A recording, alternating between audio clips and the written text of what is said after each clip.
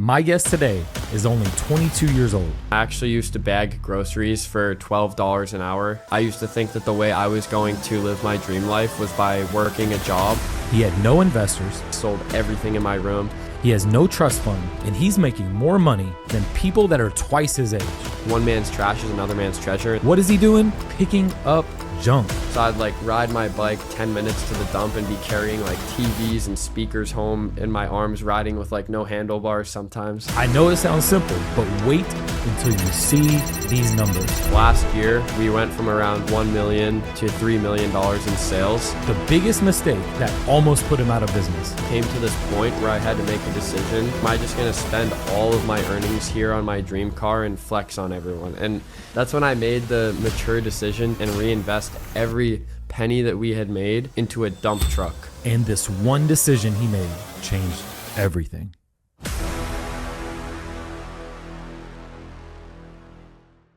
Who were you before Junk Teens? How old were you? Tell me the story. Tell me the story for when you started, what even made you come up with the idea, everything. No one's ever asked me the question in that way, who was I before Junk Teens? And that's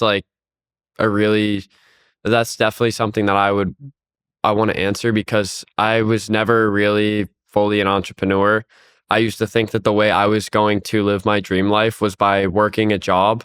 And I actually used to bag groceries for $12 an hour in Massachusetts. That was the minimum wage at the time. What did your parents do? So my parents actually own a tree service. They've owned it for 30 years. So you can kind of see the crossover into the home service business. But I actually used to work with my dad too, from age 13 until I was 16. Every summer I would work with him. Which probably gave you a ton of skills that you normally wouldn't get inside of just school. I saw how he ran his business, and I learned how I would want to and how I wouldn't want to based on the way he grew his company. And that taught me a lot, honestly. And just being able to go and see how he would, talk to customers, sell the job, everything that he would do. It just gave me the baseline confidence to go out and do it on my own in some way. And I used to work with him, and I would do tree work, and it was like a war zone every day. That work is brutal. It's in the summertime, you have sawdust all over you, logs falling down, one wrong move and it's super high liability. So I did not want to be in the tree business. And my dad always asked if I wanted to take it over. And I also just didn't like the idea of having the family business where my dad would still be telling me what to do in some way or another. I just wanted to really be free and have my own thing. So I used to tell him in maybe my second, third year of working with him that I wanted to try landscaping. And one day I was working with him, and there's this kid that had a trailer, was doing landscaping. So I ran up away from the job site, and I started asking him questions about what he was doing. And just meeting that kid, it was my first time kind of having hope that I could maybe try something on my own. But my dad was always in the very beginning, when I told him I wanted to do landscaping, I think maybe it's because he wanted me to continue working with him because I did such a good job. He wasn't all for me doing my own thing. So I didn't actually completely start. How old were you at that time? Yeah, at this time I was 15 years old when I met this random kid doing landscaping. But then that kid was also 14 or 15, and I was wait, this kid is mowing lawns for $50 a piece and does them in 20, 30 minutes. That's more than I'm doing with this tree work, and this stuff is brutal. I wonder if I could do that. But that just got the idea in my head. I never took that anywhere. But really my actual journey to entrepreneurship started from a bike ride with one of my friends. We were just riding bikes one day, and we discovered the dump that was near my house. So in Massachusetts, we don't have landfills. It's a transfer station where homeowners bring their stuff, they throw it in dumpsters, and every town is different. But in this town, it was a wealthier town, and there was a lot of nice stuff that would come through this transfer station. So I got lucky. I was riding my bike, and I saw this pair of speakers that were left next to a dumpster. And I was really passionate about audio equipment at this time. I wasn't thinking oh, money, look at this, I'm going to make some money here. I was no way, a pair of speakers. I want to bring these back to my house and have a little speaker system.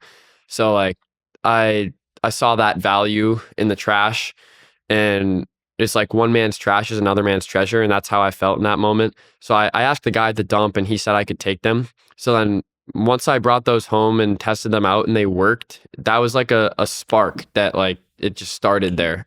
And then I kind of continued with that spark, and every time the dump was open, it was only weekends and Wednesdays. I would literally ride my bike there every single time they were open, and I would like look around, and I eventually collected so much speaker equipment in my room that it looked like a hoarder's house.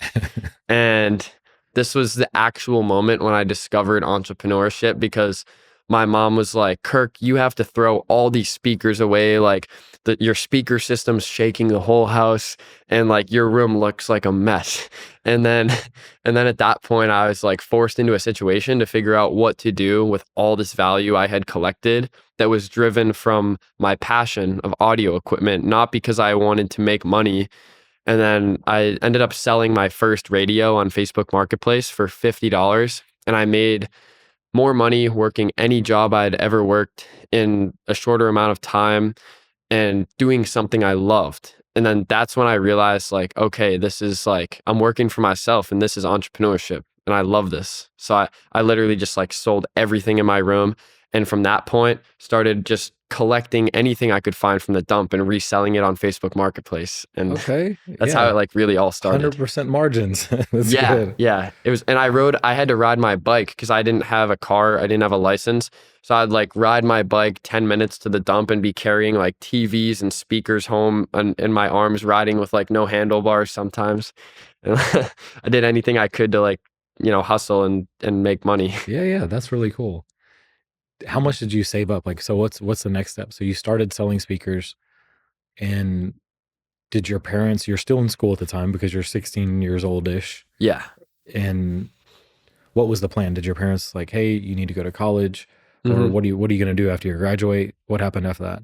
So I was reselling stuff when I was like like 16, 15 to 16 years old.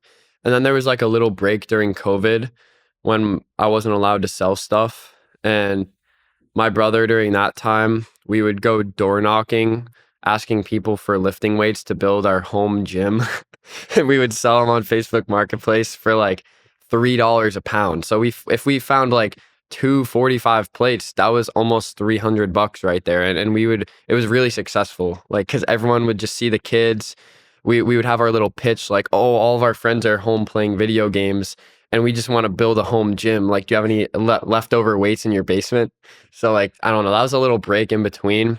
But from like the very beginning of discovering the dump to the point where we actually started doing junk removal, definitely made like tens of thousands of dollars just selling junk. And I had like saved it up. And I was into dirt bikes at the time. And like, that's why I wanted money, because I just wanted to buy like my dream dirt bike. I had a KX 250F, bought it new. And then at that point I transitioned. It was when I got my license. I transitioned from like loving dirt bikes to then being into cars. Yeah. And Your story sounds like mine. Like, I had big speaker system in my house, and then the same thing. I had dirt bikes when I was growing up, and I yeah. was really into them. And then this exact same thing happened when I started getting 16. And I got my first car. I'm like, man, all these other cars are a lot cooler than this. And I was always like working toward that. Yeah, exactly. So like I started with like a little Cadillac DTS, like a grandpa car, and I like built a subwoofer. Did your parents buy it for you? Or did you buy it? No, I bought it Cool. with money I had saved from working with my dad, and How like much was the first car? it was like $3,500. Yeah, It was like a that's cool. little like grandpa car. No, Had that's an cool. oil I'm making leak. my kid buy his own car too. He's gonna have to figure out how to make money to buy his own car. I ain't getting it for him. Yeah. So I started with that car, built a subwoofer system in the back of it. I made a YouTube video of it and it like got like 70,000 views, like, cause people loved it. It was a really good system. And then like, cause I was passionate about audio equipment, like I said. Yeah, and you're showing people how to do it. Mhm. You building the whole thing, and then how to hook Exactly. it up. Yeah. But then like that car was how I started. But I was in high school and I just wanted to have the coolest car in the school. So I was like, all right, this grandpa car, like sure, it shakes the whole school when I drive by, but like it's like I actually want like a fun car. So I was like looking up best cars for high schoolers under $10,000. And I realized like you could get a V6 Challenger for under 10K. So I like was always on Facebook Marketplace looking up like these cars. I was trying to get like a 350Z, like, you know, all the cars you would look up, a GTI, Volkswagen, and the Challenger was the one I found. And I got a $9,000 2011 V6, and that was like my first time like getting a nice, somewhat nice car. And I eventually worked my way up to the Hellcat that I have now. But like, yeah, the entrepreneurial journey, like part of my drive in the very beginning was these cars. Yeah. Which is a lot of young people's drive. Yeah. But like, we had that. I was able to get the Challenger from just like side hustles, working with my parents, working my job at the grocery store. But I hated that job. So as soon as I realized I could sell junk and actually make like, you know, maybe 1,000 a week reselling trash or junk people would throw away, that's when I quit my job at the grocery store and went all in on entrepreneurship. But then, What year was that? Or how old were you at that time? Not yeah, old. that's when I was 16 Okay. when I did that, because that's when I got my license too. I was driving back and forth from the grocery store. I was able to pick up stuff with my Cadillac and resell it. But then eventually, like being at the dump and just, I would literally camp out there all day long, waiting for people to bring the best stuff by, and I would snipe it before the other people would get to it.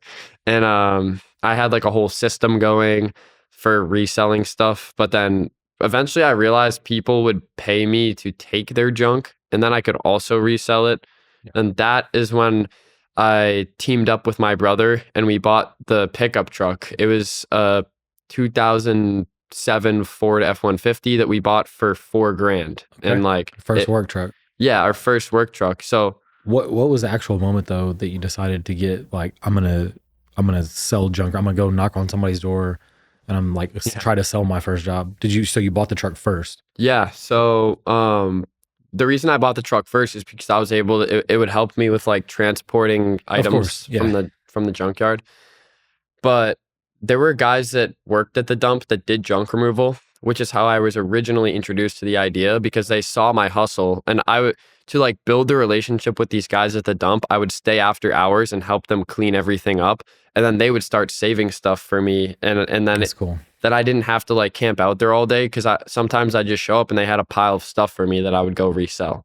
But eventually, like I did junk removal with them, and this guy would pay me like $50 an hour to do junk removal. And I was like, hold on a second, like, how is this guy able to pay me this much and still like I would literally do the whole job for him, and then he would collect the money at the end. And I was like, wait, so at this point I'm like doing the whole job. He's able to pay me this much and still walk away with money. Like, how could I not just try this on my own? So that's when at that point, like I started bringing my brother with me on these jobs. We would do them. And then I realized I could do it with him. I was like, why not just get a truck and start doing this with my brother? Sell directly to the customer. Exactly. So like, in my head, it was a good transition with getting this truck from like reselling junk to being able to actually do junk removal. And I already had like a little side hustle thing going. And it was really like, once we bought that truck, it was a way for me to like take it serious and start doing the junk removal. It gave me an excuse to like go all in on something. How did you find your first customer? Like, what was the very first day Mhm. you got in your truck? Did you just knock on somebody's door? Where did the first customer come from? First customer was actually a word of mouth referral from the guys at the dump, literally Okay. just to move someone's couch for $100. And I loved it. Like me and my brother, we went out, moved a couch, made $100, and it was like, oh, this is awesome.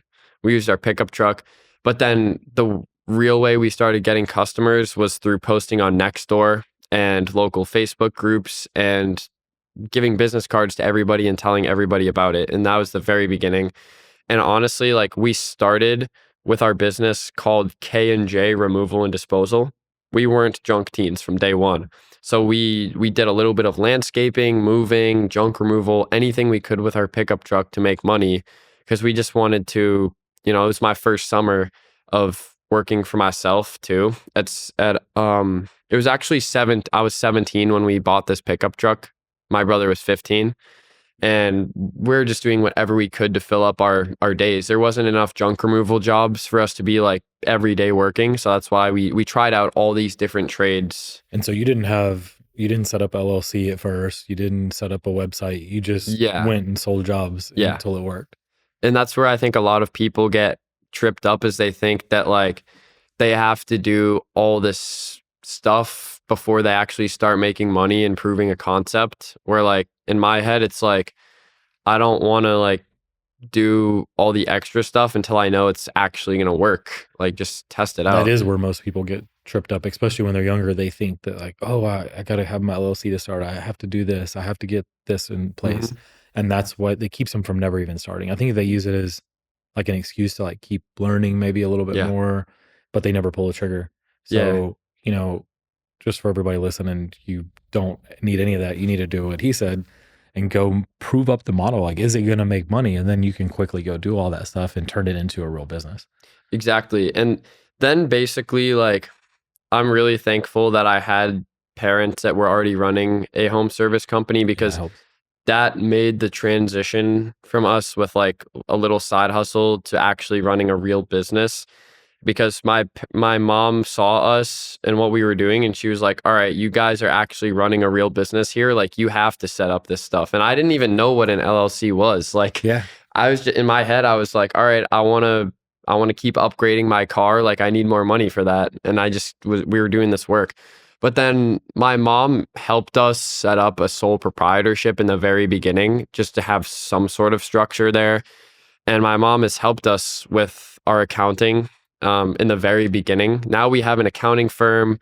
We have a team. Like, at this point, it's my mom still is a little bit a part of it, but we have grown ourselves to completely independent of our parents and stuff. But yeah, our parents never gave us money. The only thing they ever gave us was the support when we had questions, and Yeah, it's like, great. for example, like some advising when they saw like, okay, you need an LLC. It's like, okay, yeah, let's set that thing up. And yeah.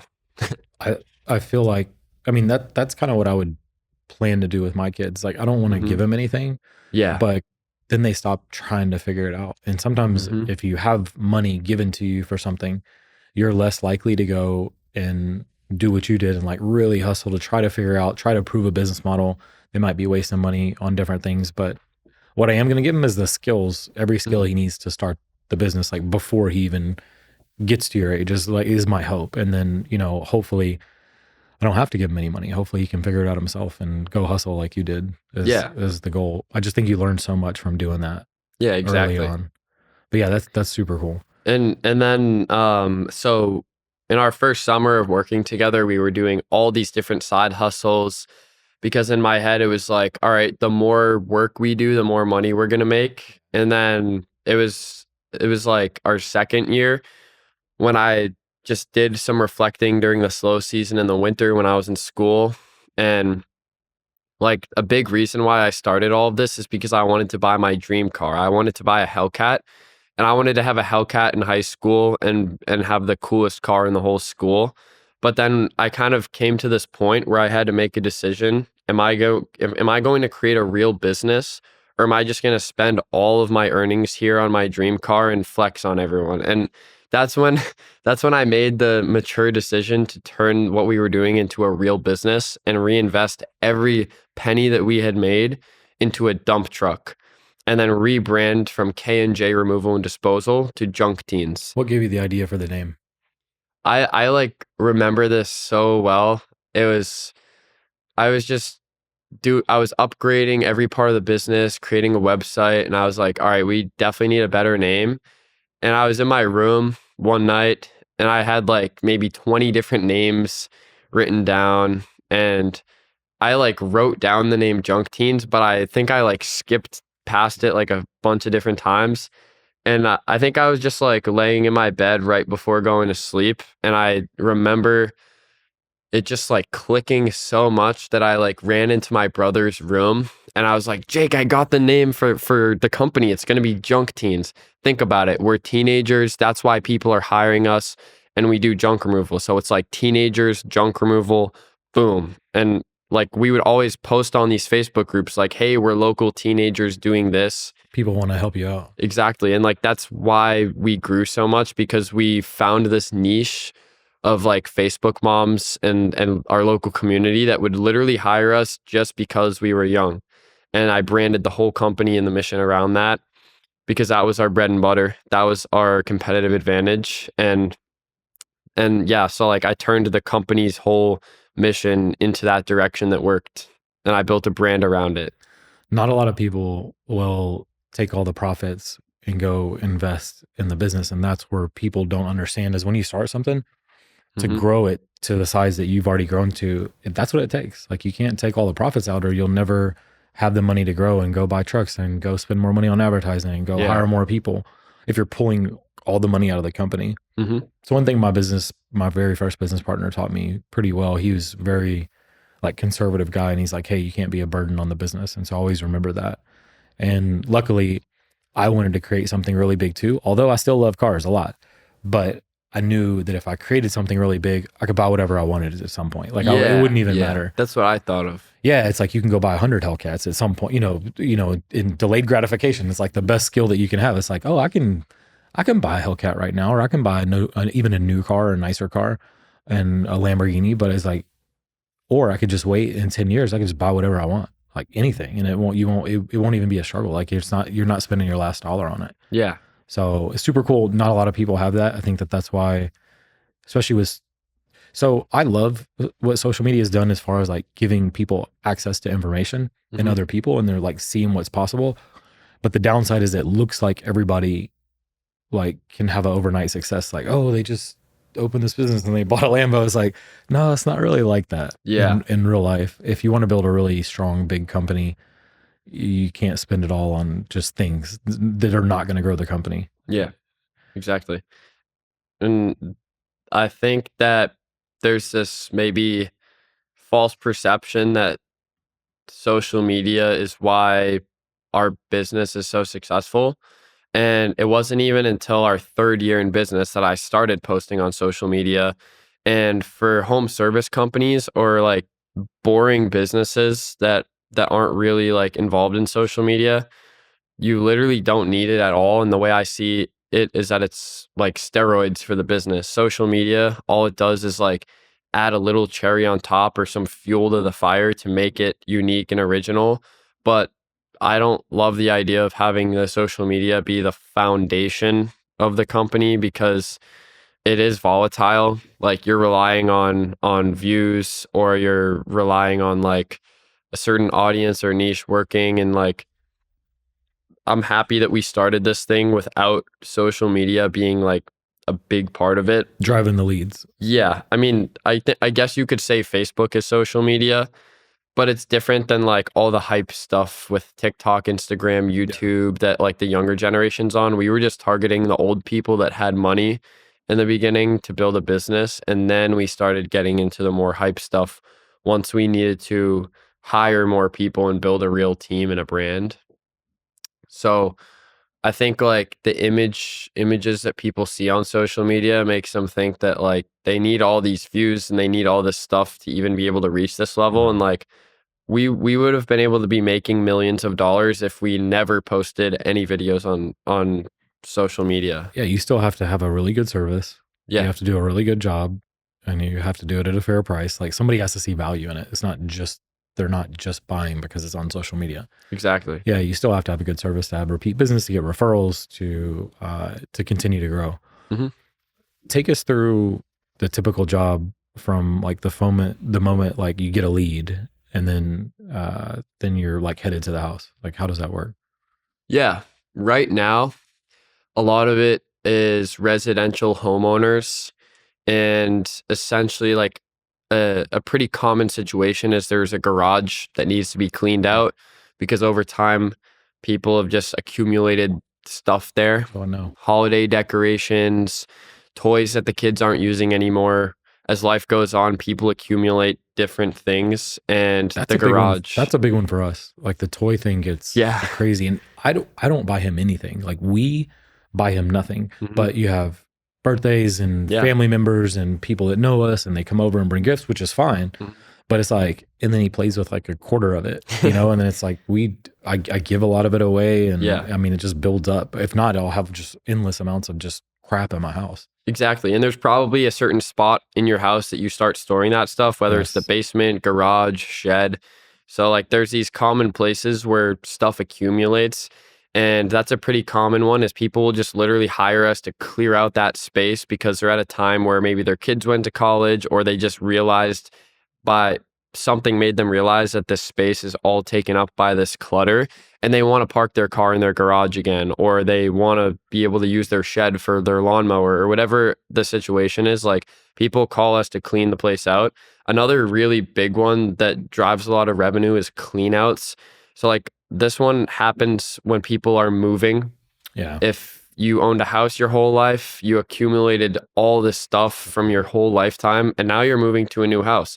Maybe it's a family relative that passes away and we're cleaning out all of their old stuff, or it's a family that's moving to a bigger house because their kids are in college or they've saved up and can move to a bigger house. Whatever that situation is, we'll go in there and pretty much every room in the house will have stuff and we clear it out with our dump trucks. And a clean out could be anywhere from like 4,000 to 20,000. For a house clean out is usually like a good range that those jobs go for. And then let's say a regular garage clear out, like that could be, you know, anywhere from 300 to 1,200. But like we don't price it based on these specific numbers that I'm coming up with. It's based on how much stuff there is. So that was my second question. So Yeah. how do you price a job without sending people all over town to like give these quotes everywhere? Is it just by pictures? Like, how does it work? Well, we actually do have to send people all around to give these quotes, but I'll explain the process. Essentially, the leads come in, people need the job done. Our office staff right now, we have 5 virtual assistants in the Philippines that take these calls, and we have a quality control process. So like there's a series of questions that they'll ask them on the phone. We have a form on our website where people enter the information, and the virtual assistants make sure that every piece of information, every question is asked for each lead before we go out and provide the quote. And essentially, once we have that information, we'll send out 2 guys in a truck and they'll quote that job. And we tell them that when we give the price, we're going to be available to do the job at the same time while we're there. That's smart, yeah. So that's the actual process of delivering the service. What's the close rate then? So if you show up to, 100 jobs, like how many do you get? Our current close rate is like 77%, and we really want that to be around 90 right now. And so I literally had a meeting like 2 days ago about everything we're going to do to try to improve that. And it's not like, we're not like... How do you do it without lowering price? Because so you go, is someone still wanting to shop? What's the main reason that you're not closing them that day? I think there's like 2 reasons there. One is a little bit of lead qualifying before we show up on those jobs. And then 2, it's literally just value communication from the guys in the trucks. Because sometimes people say, oh, I need to talk to my husband, or I need to think about the price. And then you start trying to understand the situation better. Like, why do they want the stuff gone? Are they actually going to call another company? Is it about the price? Because if it is about the price, then like maybe there's room to work, but most of the time we're pretty firm on our pricing. Yeah. So like literally just understanding the customer situation will increase the close rate by a lot because you're able to communicate the value of the service better to them, and then they want it done. You're also standing there like, we can start right now. Yeah, that's a huge part of it. That's a big one. If I didn't even think through that, but man, once you get a quote and like, hey, we can get this out of here today. Yeah, when we started though, for the first 3 years, my brother and I ran our whole business all the way from 0 to $1 million through Apple Notes. We didn't even have a CRM. My brother was like, the customers would call him. He would write down like a line on our Apple Note, like the time that we had to do the job, or what time we wanted to do the job, what kind of items they had, the person's name and the address. And my brother would copy and paste these line items and send them to the guys that were going out. And we were able to do this all the way up until we had 3 trucks. And then things were so chaotic that like we were like forced into a situation where we had to hire someone to take phone calls, do emails, and then we had to find a better organization for our communication. But like if we knew about quoting jobs on site before, we would have been able to grow a lot quicker than even now, because it was last year we went from around like 1 million to $3 million in sales, simply by just using a CRM and having an office team to take the phone calls and the process of delivering the service. Before that, we used to quote jobs through text message. And then when a customer said yes, like that's when we would put it on our schedule. Okay. But just like you said, when we're standing there, we can get the job done there. That significantly increased our close rate, because junk removal is a very immediate thing. It's like they're either moving or they're just Yeah. like tired of the stuff being there, or they having another kid and they need to clear out this whatever, Yeah. and like, or they're remodeling their house and they need to get the stuff out. It does seem like a kind of a time sensitive thing. Exactly. How do you price the jobs? I heard you say earlier, it's based on like the room, the amount of stuff in a room. Like how do you price it? Yeah. So we have a pricing binder in each truck that the guys use as like a reference and a baseline. But essentially, there is the cubic volume that it takes up in the truck, and then the accessibility. And then there's some items that we might have a surcharge for, like air conditioners, mattresses, tires. I was gonna ask that. Like, Yeah. what is it, a special dump that you have to take those to? So yes, there's dumps that we can pretty much dump everything, but they'll charge us extra for each item. So what we do, we have a warehouse and we'll separate some of the items, like tires. We have a little pile of tires. We have a tire guy that comes and picks those up.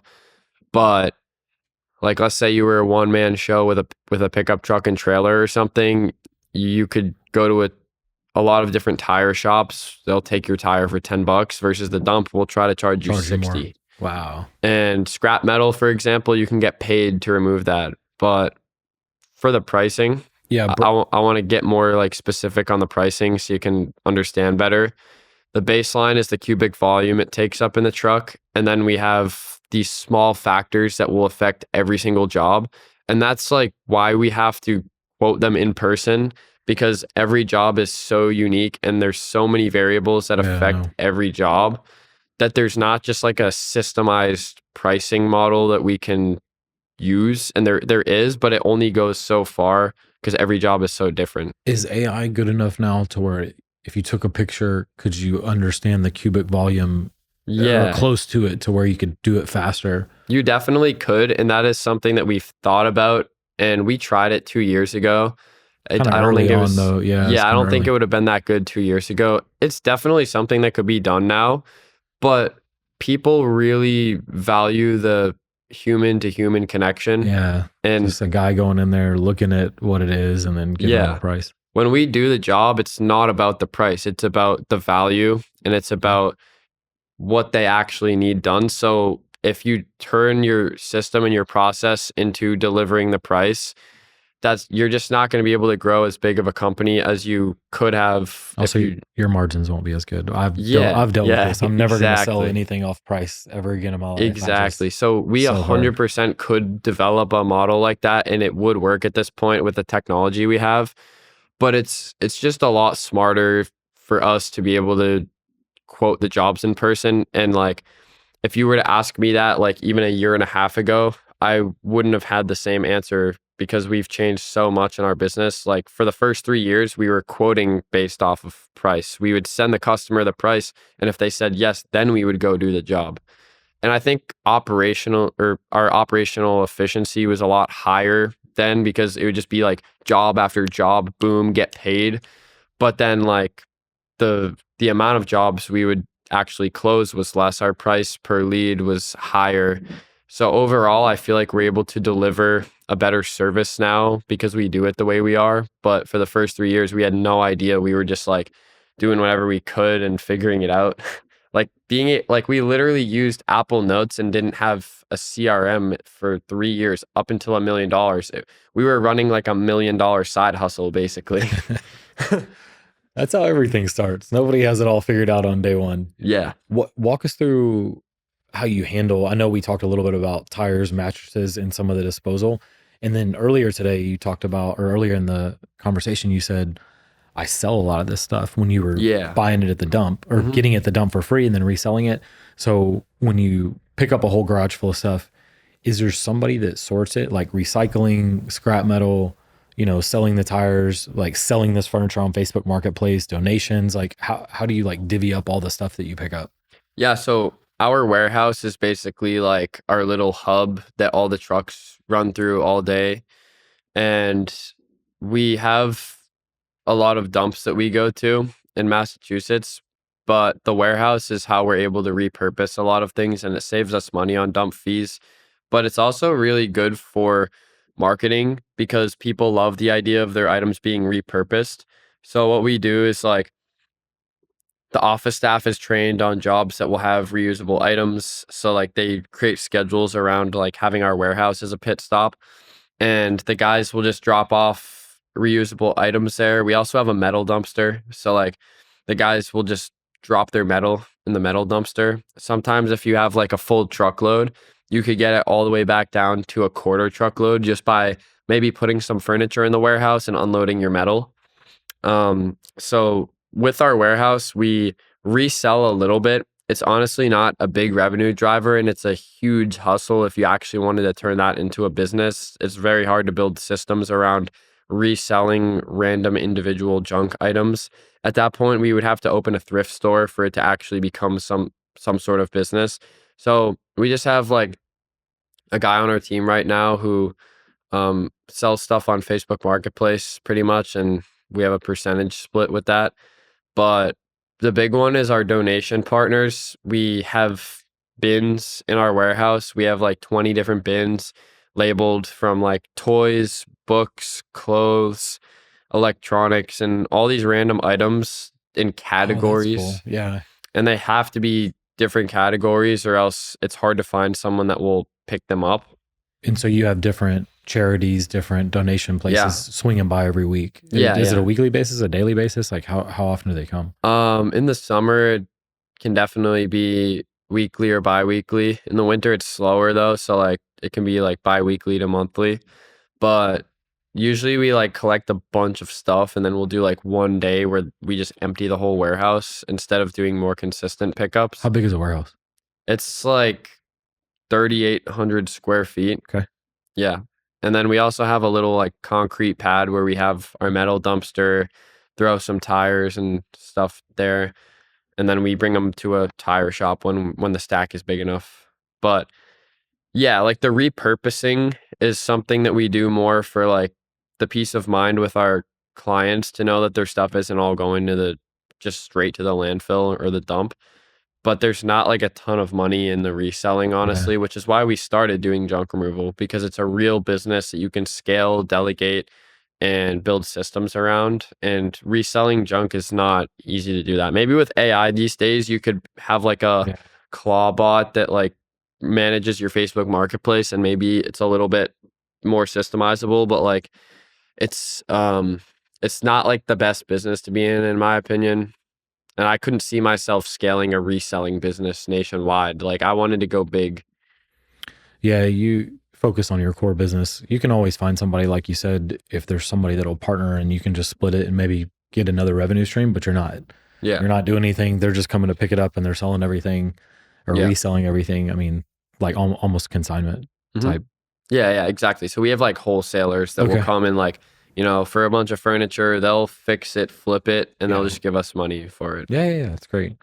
What's the most common mistake that you think when people were starting junk removal businesses they make when they first start?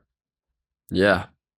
I think that they overcomplicate what junk removal really is. So, for example, the reselling could be an easy way to overcomplicate it. And I mean, I even did that. Like, we would have grown a lot quicker if I knew everything I did today. Yeah. And in terms of like mistakes, not planning out the dumping routes before you go all in on providing the service, because that could significantly affect your profit margin right there. The efficiency of your schedule, knowing where you're dumping, how you're going to get rid of your scrap metal and not have to pay for it, or be able to donate certain items and not have to pay for disposal there. So like dumping route is huge. And then the actual setup, it depends on what your goal is. If you don't want to be the operator forever, truck and trailer is probably not the best setup, because to find someone to be able to drive a trailer is like pretty hard. Versus if you had like an Higher Isuzu, liability too. Yeah. Right. yeah, higher Yeah. liability. If you had an Isuzu dump truck or even a flatbed with walls built up on the side, like it's a lot easier to find someone to drive a truck like that and train them. It's the same thing as driving a U-Haul. Yeah. And so like being intentional about what your equipment is, and like even us, we made 120K in our first year with just a pickup truck, no trailer. If we had a trailer, we would have got a lot further, but our parents wouldn't let us park a trailer in the driveway. So it was all we could work with. And if people like have the space for a trailer, or like can be intentional about the equipment that they have, that's another, not mistake, but something that could be thought through to like change how quickly you grow. What about losing money on a job? Do you lose money on jobs anymore? Or I'm sure you have in the past. Like what does somebody need to Yeah. look out for that? Because maybe by So, the time you factor in, if I were to think about like your gas and your dump fees and mhm. like everything, if you're not charging the right amount, you could easily be breaking even all day or losing a little bit.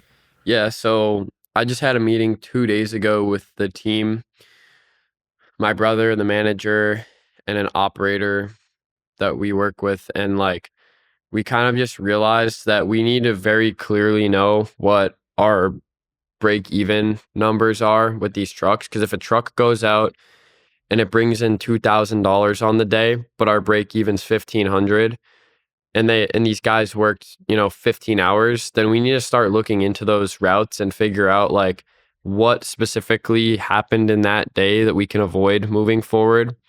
And that's something that we're now starting to realize at this scale with 8 Isuzu dump trucks going out almost every day. Like we need to find out these numbers, and that's something we're working on. Do you buy them new? The dump trucks? Yeah, Oh, yeah. because we my parents grew their business from the ground up and bought everything paid in full, never leveraged debt. And that's the way that I understood how to build a business, because that's how I watched my parents do it. And we also never had a big strategy of like multiple locations or anything. And it's a home service, high cash flowing business. So it just made sense for us to buy everything in full. And we're smart with our money and That's never, amazing. Yeah. yeah. So all 8 of our trucks are paid in full, and those trucks are like $100,000 trucks. Yeah. No, I So know.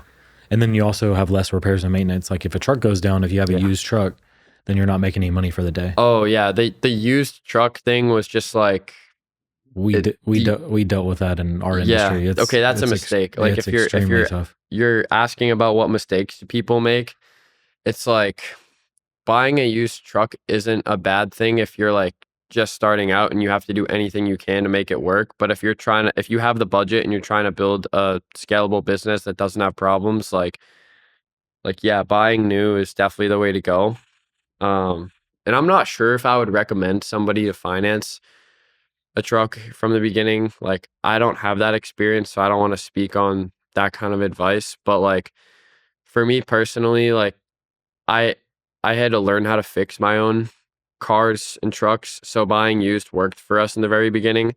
But as soon as I stepped out of the truck and we realized that we're like building a business, It's not scalable. yeah, buying used trucks is not scalable at all. But see, we're at the point where we're figuring out how we're going to go nationwide, how we're going to make junk teens big. And that's 100% a situation where I would seriously look into leveraging debt and financing trucks because, like, let's say if we would want to sell our company someday and exit for 100 million, like, financing trucks would get us there quicker and would probably be smarter because we'd be able to allocate that capital towards a smarter area of the business to scale to that level. And the reason why we bought all of our trucks in full at this point is because we built our business slow and steady from the ground up, and it's high cash flowing, and we've reinvested everything back in, and we're kids, like we don't have bills to pay, and that just makes sense. But for most people too, I feel like that's a really hard strategy to follow, and especially if we're going to scale nationwide, like I don't think that just buying everything in full is the best model. No, it makes sense. How do you, when you go bid a job, how do you handle specialty jobs like just old hot tubs and like massive stuff that how do you bid those things? Yeah. Um Or something out of the ordinary than mhm. just like a traditional room that you're going to clean out. We definitely start to look into the labor at that point, and if the hot tub is right outside and we can back the truck up to it, maybe we have to get an extra guy or two to show up to that job, and then the guys can just roll it right into the back of the truck. That's going to be a little bit cheaper for the customer than if we had to take out the sawzalls and start chopping up the hot tub. But if the hot tub is also built into someone's deck, that's going to be more expensive than if it's right outside. Or the guys 2 days ago did a hot tub that was on like a third story deck. Like that's obviously going to be more expensive than if it's the accessibility at the end of the day. So same thing for a shed. If you can literally back the truck right up next to the shed, cut it into chunks and load it into the truck, that's different than if you have to carry those chunks Manually. like Yeah. all the way around someone's house. And that labor definitely affects how we price things. Is there anything that y'all refuse to haul, like that you can't take? Yeah, like chemicals, because we can't you can't just throw chemicals away in Makes the sense. regular trash. And then um I mean, there's the obvious stuff like we're not like hazmat. So anything that we see asbestos near, even floor tiles can have asbestos in them. So that's something that we're all kind of trained on to see. Asbestos insulation, pipes with asbestos insulation, you can see it what it is. And then it just depends on the crew, but like so imagine if there's a really dirty, moldy refrigerator and it's full of stuff and like rotten, um like we're gonna probably price triple what a normal fridge would be on that. And if the customer doesn't want to do it, then we're fine. Like we're on to the next one. What's the biggest or most unusual job that you've done since you started? Or something that just stands out? Yeah, I actually made a YouTube video about it on the Junk Teens channel, but we did a job for this homeless shelter that had a bed bug infestation, and we cleared out over 200 mattresses. But the thing is, like, they had already sprayed the whole place and got rid of the bed bugs, but we still had to clear out like hundreds of mattresses, and it was kind of fun because we were just like chucking them all out the windows, and like you would just be walking by and there'd just be like mattresses flying out of the windows. And we had like, this was last summer, we had all five of our dump trucks there for the whole day. I think it was like a $18,000 job.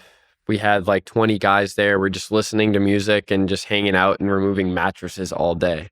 So that one was interesting. And because it was a homeless shelter, there were like homeless people that kept like walking by all day, like saying crazy things while we were doing the job. So like that was one. And then we did a hoarder clean out last week, and one of our guys found like $3,000 worth of gold.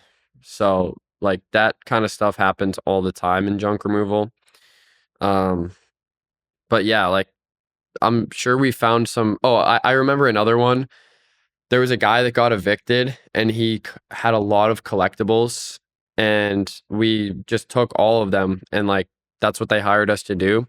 So we ended up just getting like thousands of dollars of like vintage video games, Pokemon cards, baseball cards, action figures, like just all the collectibles from like the early 2000s and 90s. We had like a ton of them. Reminds me of like that Storage Wars or whatever. Where, like you go bid Exactly. on a thing and you show up and it's like sometimes it's a lot of junk and then every once in a while there's like valuable stuff in there. Yeah. So if you've ever watched like Storage Wars, American Pickers, the show Hoarders, or Pawn Stars, like Junk Teens and what we do on a day to day is basically like all of those shows combined. And I was actually on Pawn Stars. I tried to sell Rick a giant rubber chicken. He didn't want it, but that's just That came from the house, one of the houses. no. This Oh, is just like a crazy little side quest we did with Junk Teens. So I got us sponsored by Dave's Hot Chicken when we first started, like second, third year in business. And I just wanted to do everything I could to make the sponsorship go well. So I made the that's world's cool. yeah. So I basically 3D printed the world's largest rubber chicken in Texas.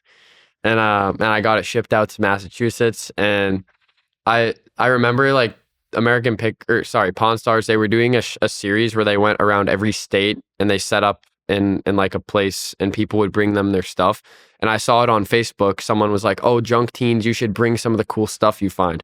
And I was like, "All right, yeah, like whatever antique or anything I could bring them, there's no way that that's going to get me on the show compared to this rubber chicken here." So How big was it?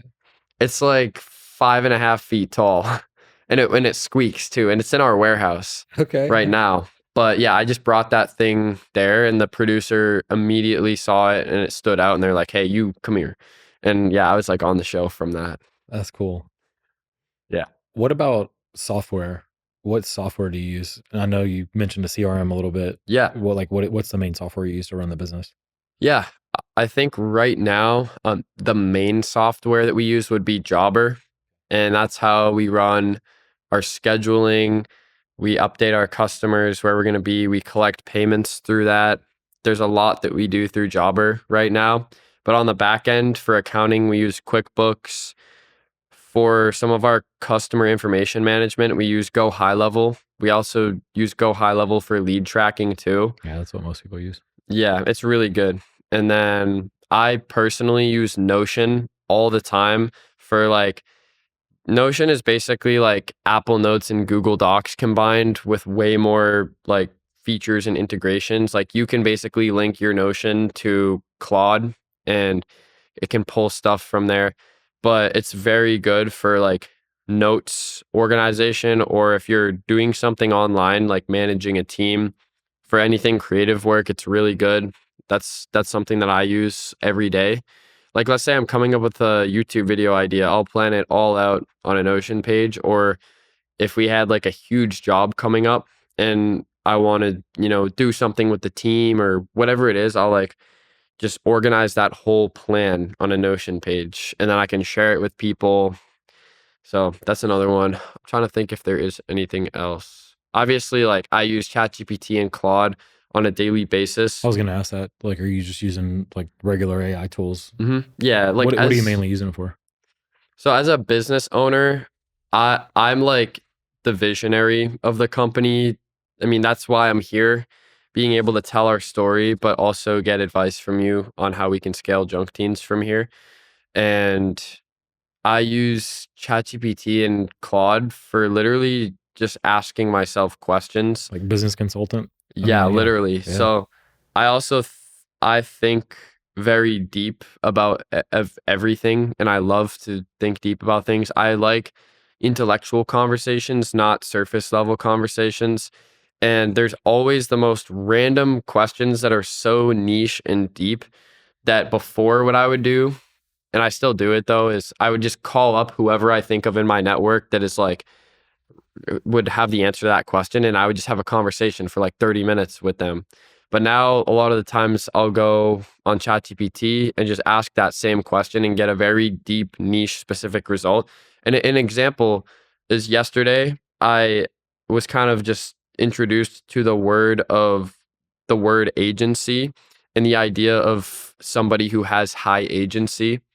So I started researching what that word means. And then I even texted a couple people I know and I was like, hey, like, I just wanted you to know you're somebody in my that I know that has high agency.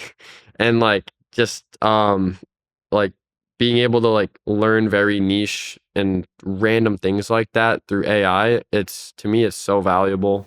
Yeah, the access to information is insane now. Yeah, and like let's say we're looking to scale junk teens to 100 million if that's our goal, and we have 5 different business models that could get us there, then I can use Claude for projecting the numbers, for figuring out which model is better, and it'll give me information that I probably wouldn't have thought of Yeah, otherwise. it's And great for data, like trying to figure out market yeah. data. The last students in our class the last workshop that we did, we were teaching them how to create, you know, identify a problem, solve a problem, you know, charge for that problem, technically a business, Hmm. but then also how to come up with a presentation and pitch their idea to somebody and try to sell them Yeah. on it. And, you know, none of them had used Claude in the entire Oh class. I mean, wow. they, you know, this is average age was probably 17, but we had a couple 15-year-olds, mainly 17, 18, and then we had a couple like 21, 22, but nobody had ever used it. And so I tried to show them that, hey, don't use it as like a Google search, like use it for, you know, what we're doing, like data collection and stuff that we were working on.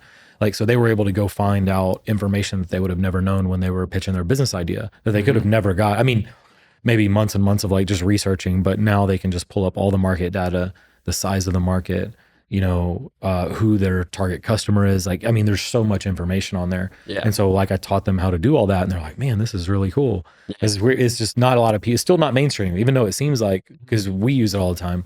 Yeah. People Yeah. are just still using it as Google. Like my mom just started using it for recipes and stuff. And like, Hmm. but other than that, she was like, we were telling her more about it. Like, hey, we use it for this, this, and this. And she's like, okay, I'll try it. Like, just still the mainstream, I think, is like oblivious to like how powerful it is. Hmm. Yeah, and I use it also for Google, but even like I planning do too. trips, like because I like to travel a lot because I'm young. Before I'm 26, my mind is still developing and is shaped a lot, and I really want to challenge myself to get out there and experience the world. And obviously, in business is one way that my mind is able to grow a lot, but I think traveling is another big one. So I mean, Claude or even ChatGPT, they're really good for navigating the world. I was never a big traveler person. I was always so focused on business, Hmm. but I like I like perspective on it. It's like I could learn so much. The times I Yeah. do travel, what it did do was like you do notice certain things that are done certain ways in different countries, and Yeah. you're like, oh, that would be interesting. That's interesting. Like I don't like I wouldn't have thought about it that way. Like that's what I Yeah. do notice when I travel. It's like there's just so many people are doing things differently, and it does Hmm. give you ideas here and there. Not necessarily the like that exact thing Hmm. is gonna like change my business, but it's like, oh, you know, I would never thought of that if I would have never seen it done this way. And then it like for some reason or somehow I'll like apply it in the future at some point. Like, I Yeah. remember that time I went here and happened a lot whenever because I do a lot of real estate. And so seeing the way different things are done or built or have been done, like that always like sparked ideas and like stuck with me. Yeah. And then Yeah. ended up like using it at some point or like stuck in the back of my head or was like, what if I did it like this and then change it a little bit? And then Oh, like I have a perfect example of this. So like I went to Africa for the first time with my school and we were teaching kids about entrepreneurship.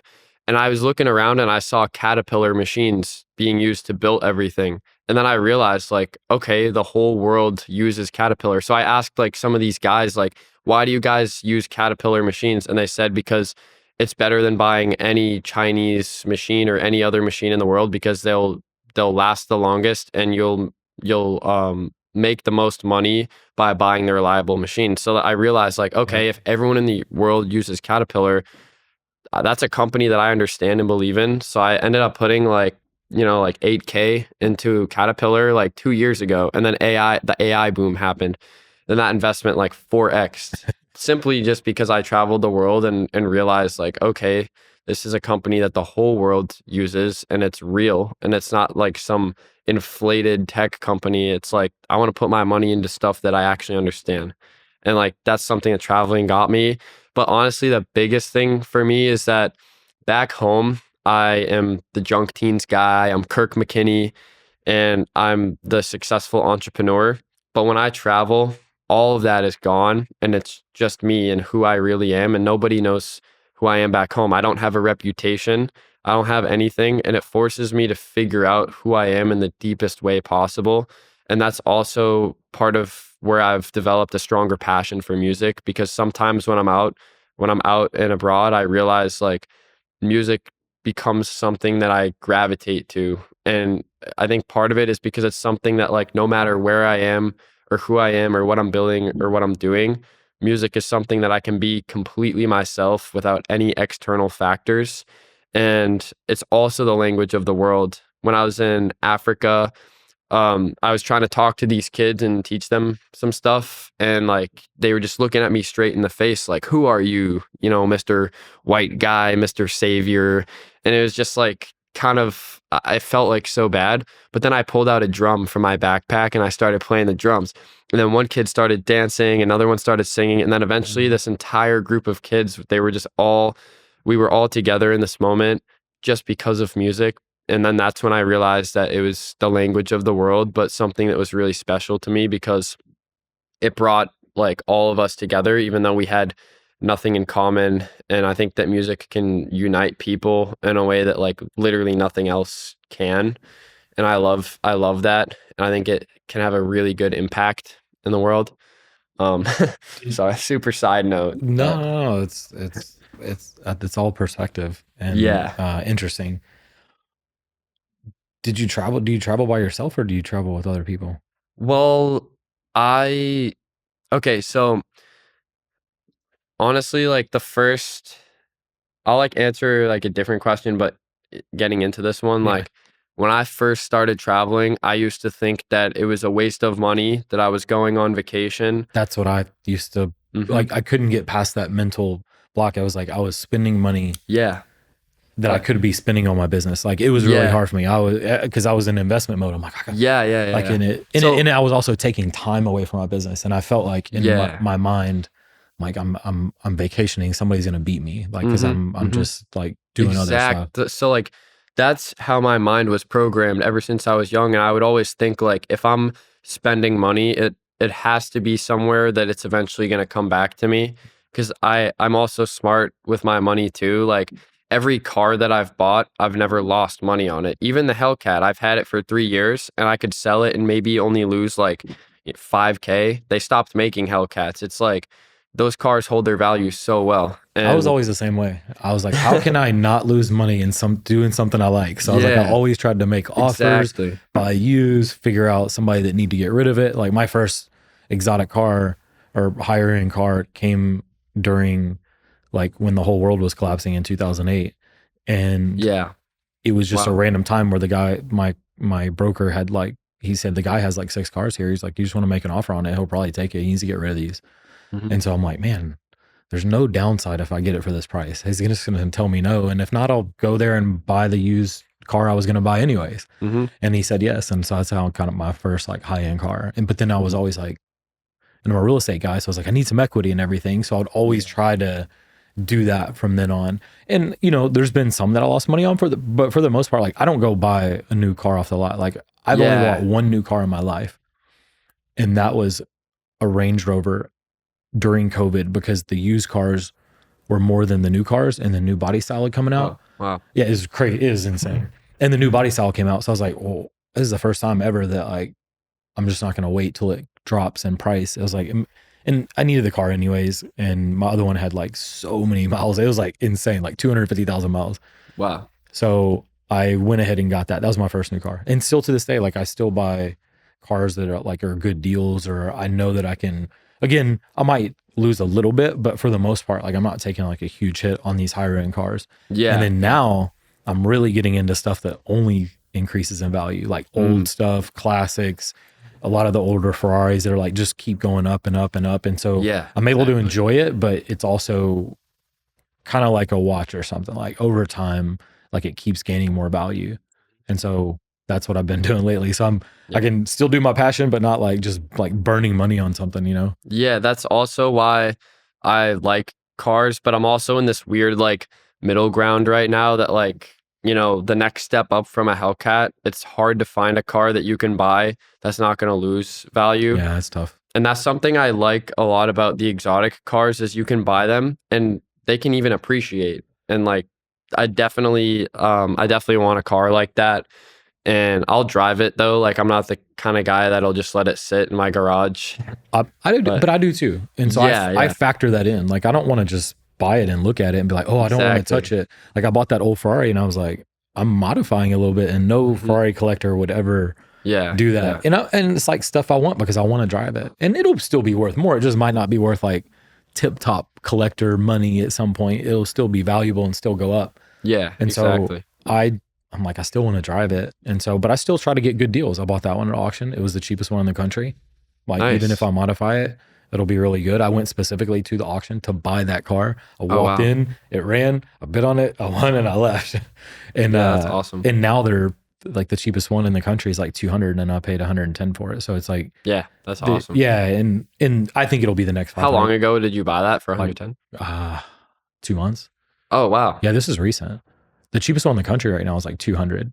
Yeah, And that's so crazy. yeah, and they keep going up.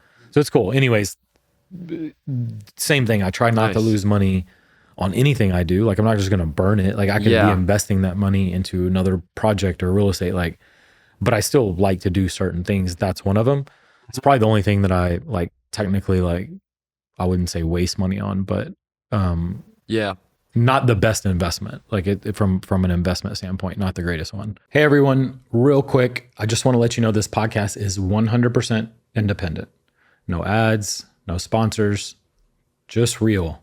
If you're finding value in whatever we're doing here, the biggest help that you can give us is hitting subscribe and sharing this with someone who you think needs to hear it, or someone that it will provide value to. That's how we continue to grow. And if you did that, I would really appreciate it.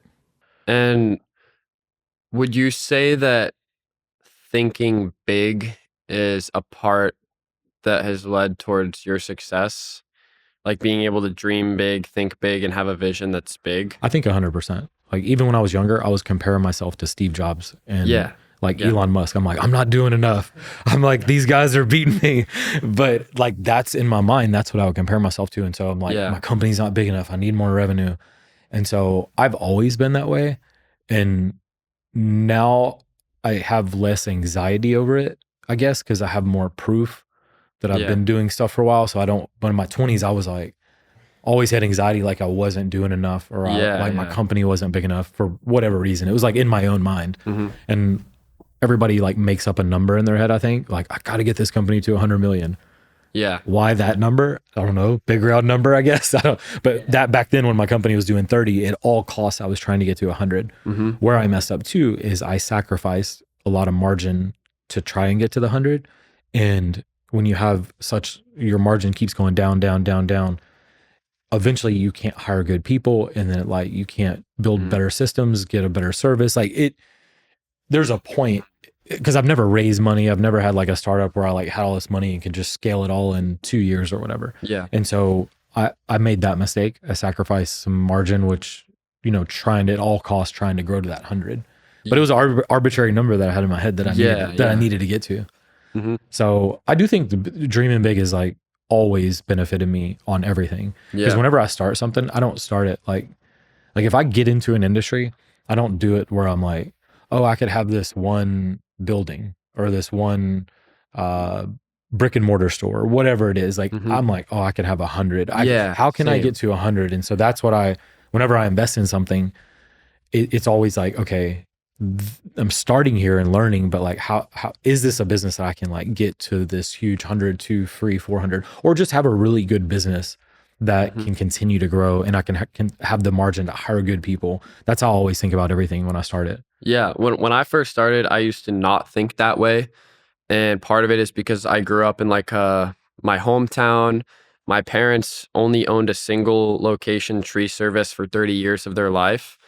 And the reason why I asked you that question about thinking big is because for me, to go back to your question earlier about traveling, Yeah. Oh yeah, that's what we were talking about. alone or with other people, like for me, traveling more than anything has really forced me to think big, because when I get up and I leave, the new perspective that I view my world as is no longer my hometown. It's every place that I've been to, an experience I've lived. And I think professionally, I've traveled like to a lot of different places in the US. But personally, I've really challenged myself to go around the world. And my first time ever going to a country was like a different country in the US was a year and a half ago, is when I went to Africa. And then that trip really changed so many perspectives I had in life and allowed me to grow as an individual and allowed me to see a bigger vision for the company because it kind of broke some limiting beliefs I had and allowed me to see, think, dream bigger.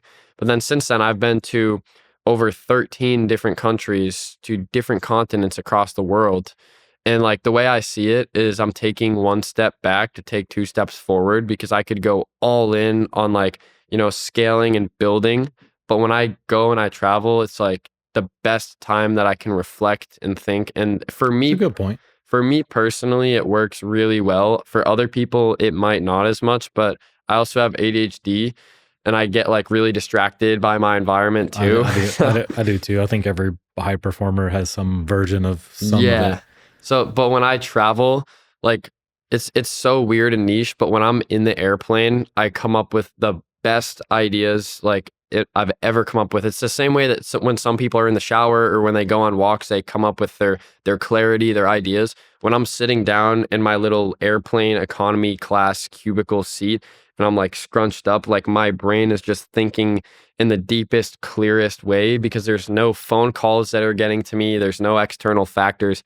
And it's just me and my ideas. And like those moments are, I think, when I've come to the deepest realizations or the best ideas, or I've made some of the best videos for junk teens or whatever it is. Like the, I like that kind of, I like putting myself in the position where I get to reflect, dream, and think. And I I like think it's that. important. I think it's important to always like have an open mind and then always help you to dream people to dream bigger. Yeah. I think that's super important. So if that's the thing that gets you to do that, then it Yeah. is important. And That's again, everybody's that's different, right? why. Like me not so much on like I don't like airplanes, but my best ideas are in the morning, like kind of either when I'm working out or after I work out, like anytime before 11. And not that I'm worse after that. It's just like Yeah. that morning from like 5 a.m. all the way to like maybe before lunch. Like always like that's my most creative time where I always Yeah. like can really think through ideas if something happens the day before and it's like something crazy and I have to like really think through something. Like I always like can in the morning for some reason I feel at peace enough to do it or I have my best idea or the most confidence. I don't know what it is. Yeah. Like Yeah. later in the day, it's like I don't know. That's like Mm. my downward Yeah. my And downward part of the day. I see that too. I end up being less productive and slower later on. Like some people come up with their best ideas super late at night. Yeah, they stay up late. Like I was Yeah. always the opposite. I just wake up early. Like Mm. that's my time. But Yeah. Like I know some people like, stay up till 3 o'clock in the morning and yeah. that's where they're by themselves and they don't have any distractions and like nobody's Mhm. messing with them. I think that's what it's Exactly. about. Yeah. Like everyone is an individual, unique person and experiences things differently. So like for me, traveling is one really good way that I improve myself. And like for everyone, it's different. And I think it's just like something that I'm challenging myself to do right now while I'm young and I don't have like a family yet, or I don't have a lot of things tying me down.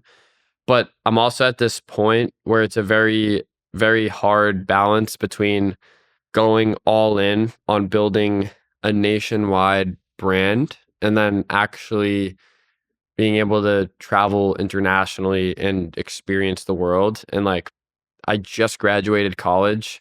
It's another thing I think would be good to talk about is college, but like, just graduated and now I have all this time and I need to find a very clear path for junk teens right now because we've built it to be a multi-million dollar junk removal company.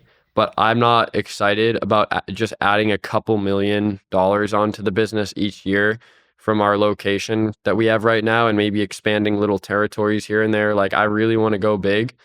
And traveling is definitely something that's influenced me to have that feeling inside of like, it sounds crazy to say I'm not excited about making a couple $1 million each year and I'm only 22 years old, Well, but there's just at some point it's like whatever your purpose is and like what Yeah, and like yeah, whatever like gives you that fulfillment.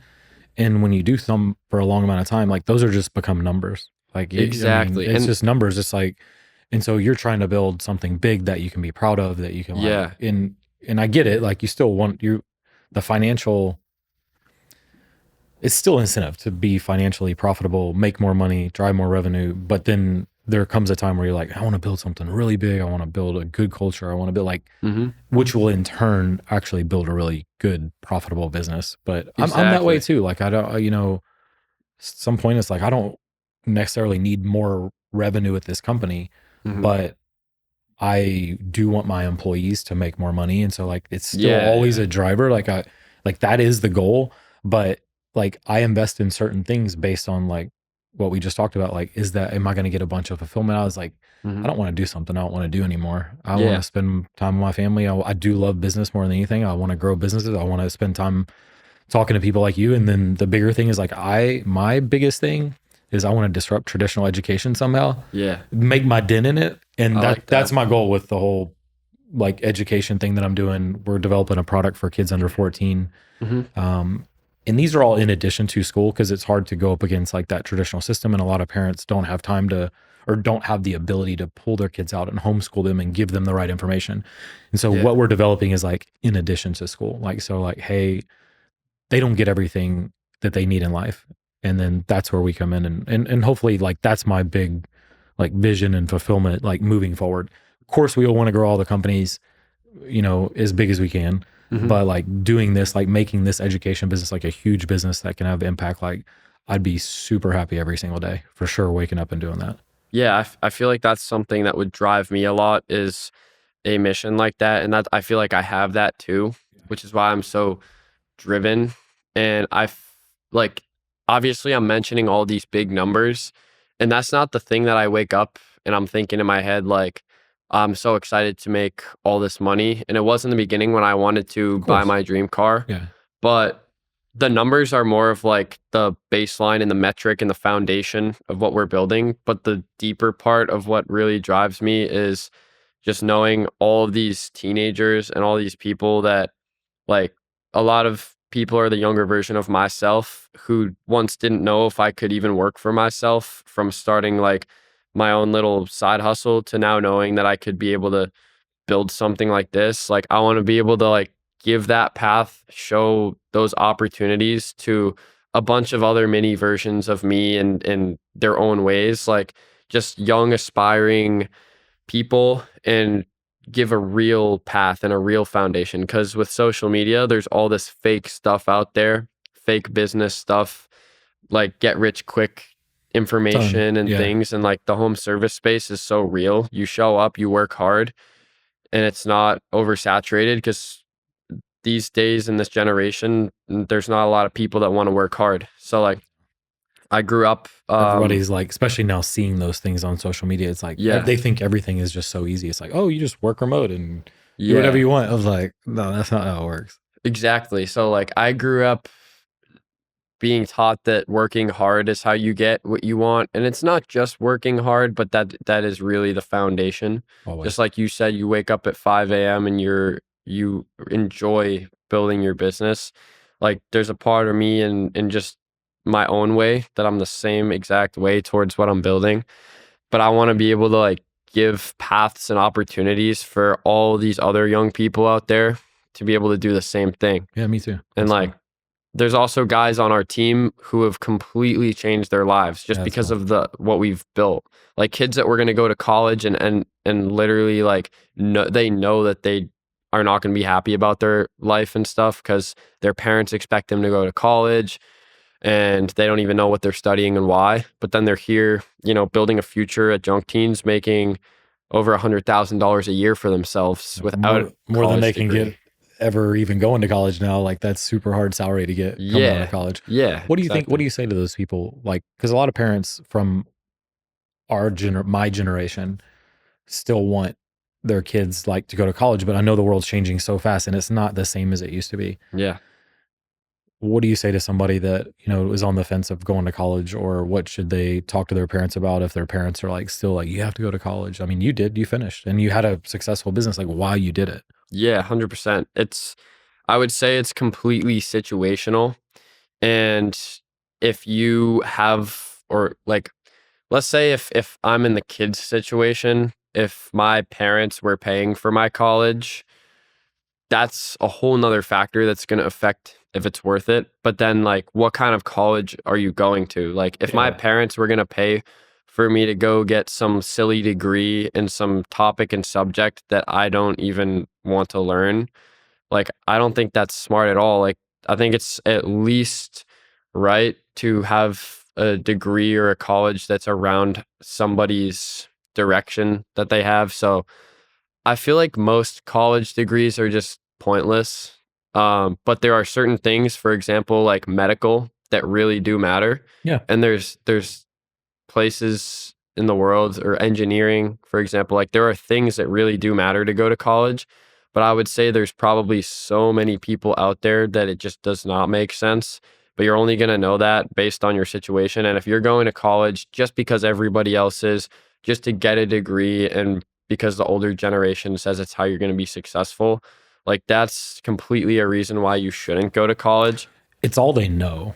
And Yeah, so yeah, it's like exactly. it's easy for them to say that, or it feels safe for them to like, because they did that, and then it's like, oh, you go to school and then you get a good job and then you can work your way up, like Yeah, that that's was the that path. path is like not the same as it It's not. used to be. And so I think parents have to have more of an open mind. And then what I tell the kids, because I talk a lot about, like, I'm not sending my kid to college. Like, I'm Hmm. gonna create my own program that I know Yeah, that will teach him the stuff that he actually needs in life. that's And then that smart. way, whatever path he chooses, it'll be okay, because he's gonna have all the skills anyways. And I don't know what he's gonna do. I hope he's an entrepreneur, but he might not be.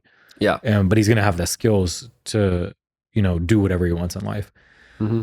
I tell younger guys that ask me, guys and girls, and they're like, "Hey, my parents really want me to go to school. I don't know, I don't want to go." And I'm like, "Look, kind of say what you say on the situational thing, but I'm like, if you really don't want to Hmm. go provide proof to your parents Yeah. that you can go do what you're trying to do." I said, "You got a long time." Like, a kid asked me that the other day in our class, and he's 16. I said, "Dude, you got 2 years to go." And he was starting a business. And I said, "I promise you, there's going to be a different conversation if you go to your parents and you say, 'Hey, I made $140,000 in the last 12 months or whatever it is, and Yeah. I can continue to grow this business, and I know how to talk to customers. I know how to sell now. I know this." Like, that's a different conversation than just saying, like, "I don't want to go."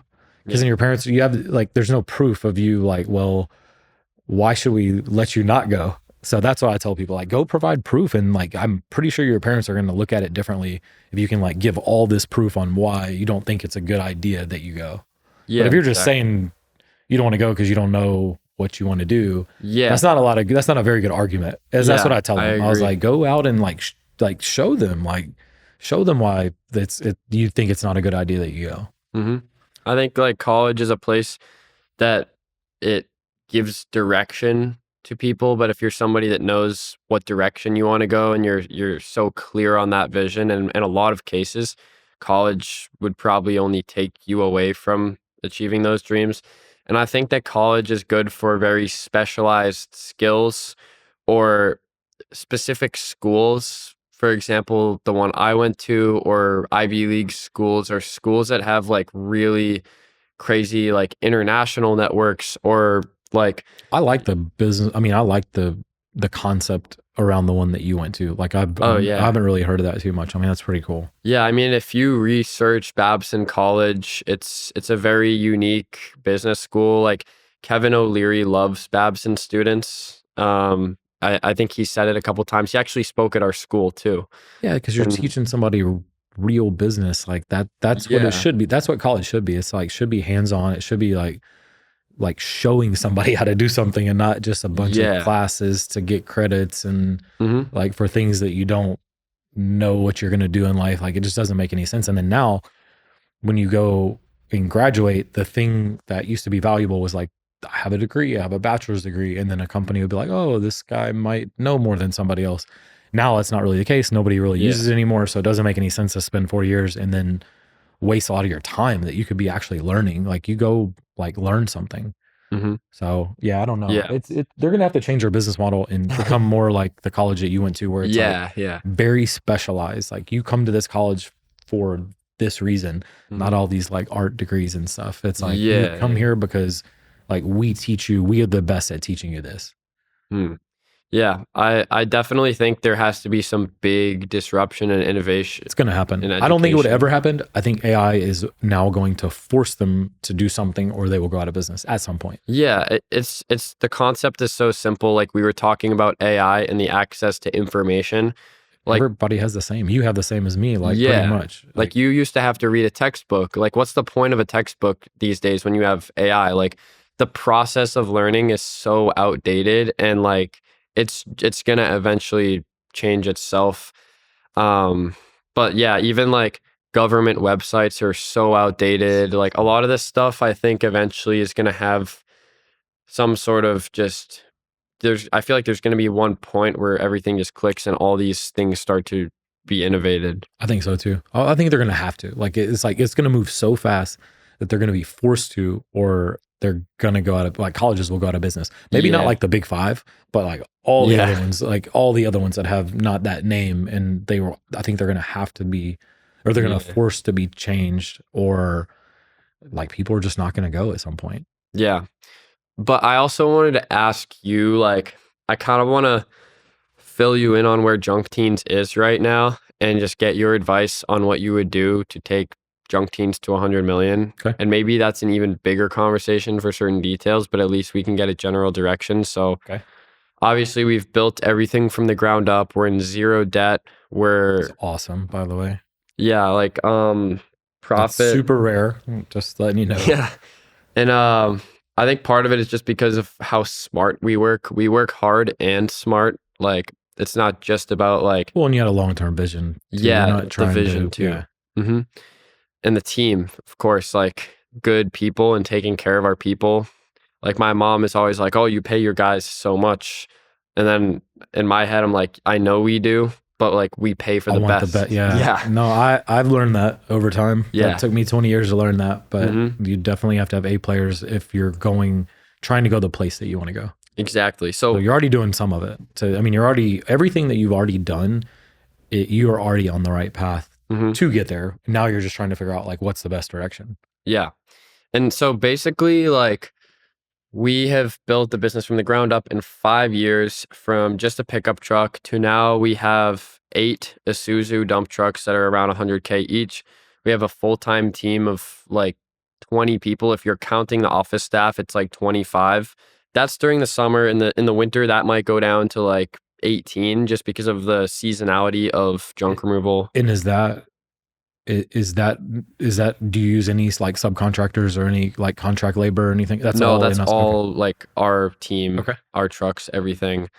I mean, maybe like under 1% of it is leads that we subcontract for landscaping and house demos and stuff. But like, yeah, that's minimal. And then we have our basically all this is grouped into one LLC right now. So we're gonna need to find a better company structure for how we scale. But we have like the main warehouse, which is where all of our trucks are. And then we have the Cape Cod territory that will probably end up doing like 800K to a million this year when the whole company is on track for 5 million this year. We might do a little bit under that, but like our goal is 5 mil. And then we just turned on ads like up high and then down below of our main service area. And the Cape Cod location is out here by the beach area. So it's our first time like expanding to an area where we don't have like any specific connections or anything in that area. Like to the Cape, a lot of our customers had second homes and Do you run ads in the same, do you run ads in your current areas? yeah, yeah. Okay.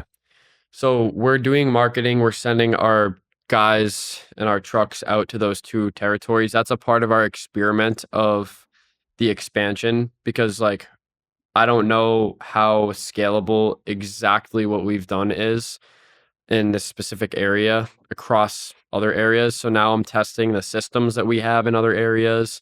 And in 1 year from now, what I would see is these two other areas that we have like started bringing trucks out to, eventually renting a small piece of land in each one, and then permanently parking a truck in each one, putting a storage container there, and then just starting a very simple version of what we have built up here in Norwood as our main spot.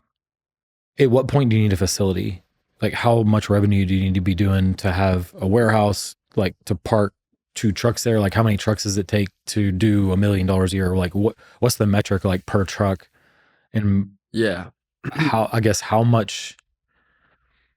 Yeah, so how much is the like the fixed cost of a new location? Do you mm, think per year? so like depending on how heavy we go into the repurposing it stuff, it will vary, but we could literally start as simple as like a small piece of land where we put a storage container and a dumpster on it and park a single truck, and that could go out and make 500K in a year. Okay. And that we could probably rent in our area for like 500 a month. So like we could start as simple as that or go bigger. And then so Do you know you'll get enough leads from the ads? Like, you have all the data to where you know that if we go run these type of ads, this local zip code, we know we're going to get enough leads yeah, to produce so X amount of revenue. that's a system that we just put in place was our lead tracking. And now probably within 6 months, we're going to have a much better grip on that and know that because we also started running ads in these other 2 areas, it's part of our experiment of the expansion, testing even our lead tracking system to know like, okay, these kind of ads will scale across the board. This marketing isn't as scalable. You're already on the right path. I mean, you're testing the right things that you're going to need to scale. Yeah. Once you know the ad system is working, you know you're going to get enough leads, you know you close X amount of leads, then after that, is labor a problem? So So do you think it's going to be easy to go get a bunch of teens? Is it always easy to find good enough people to go do the work?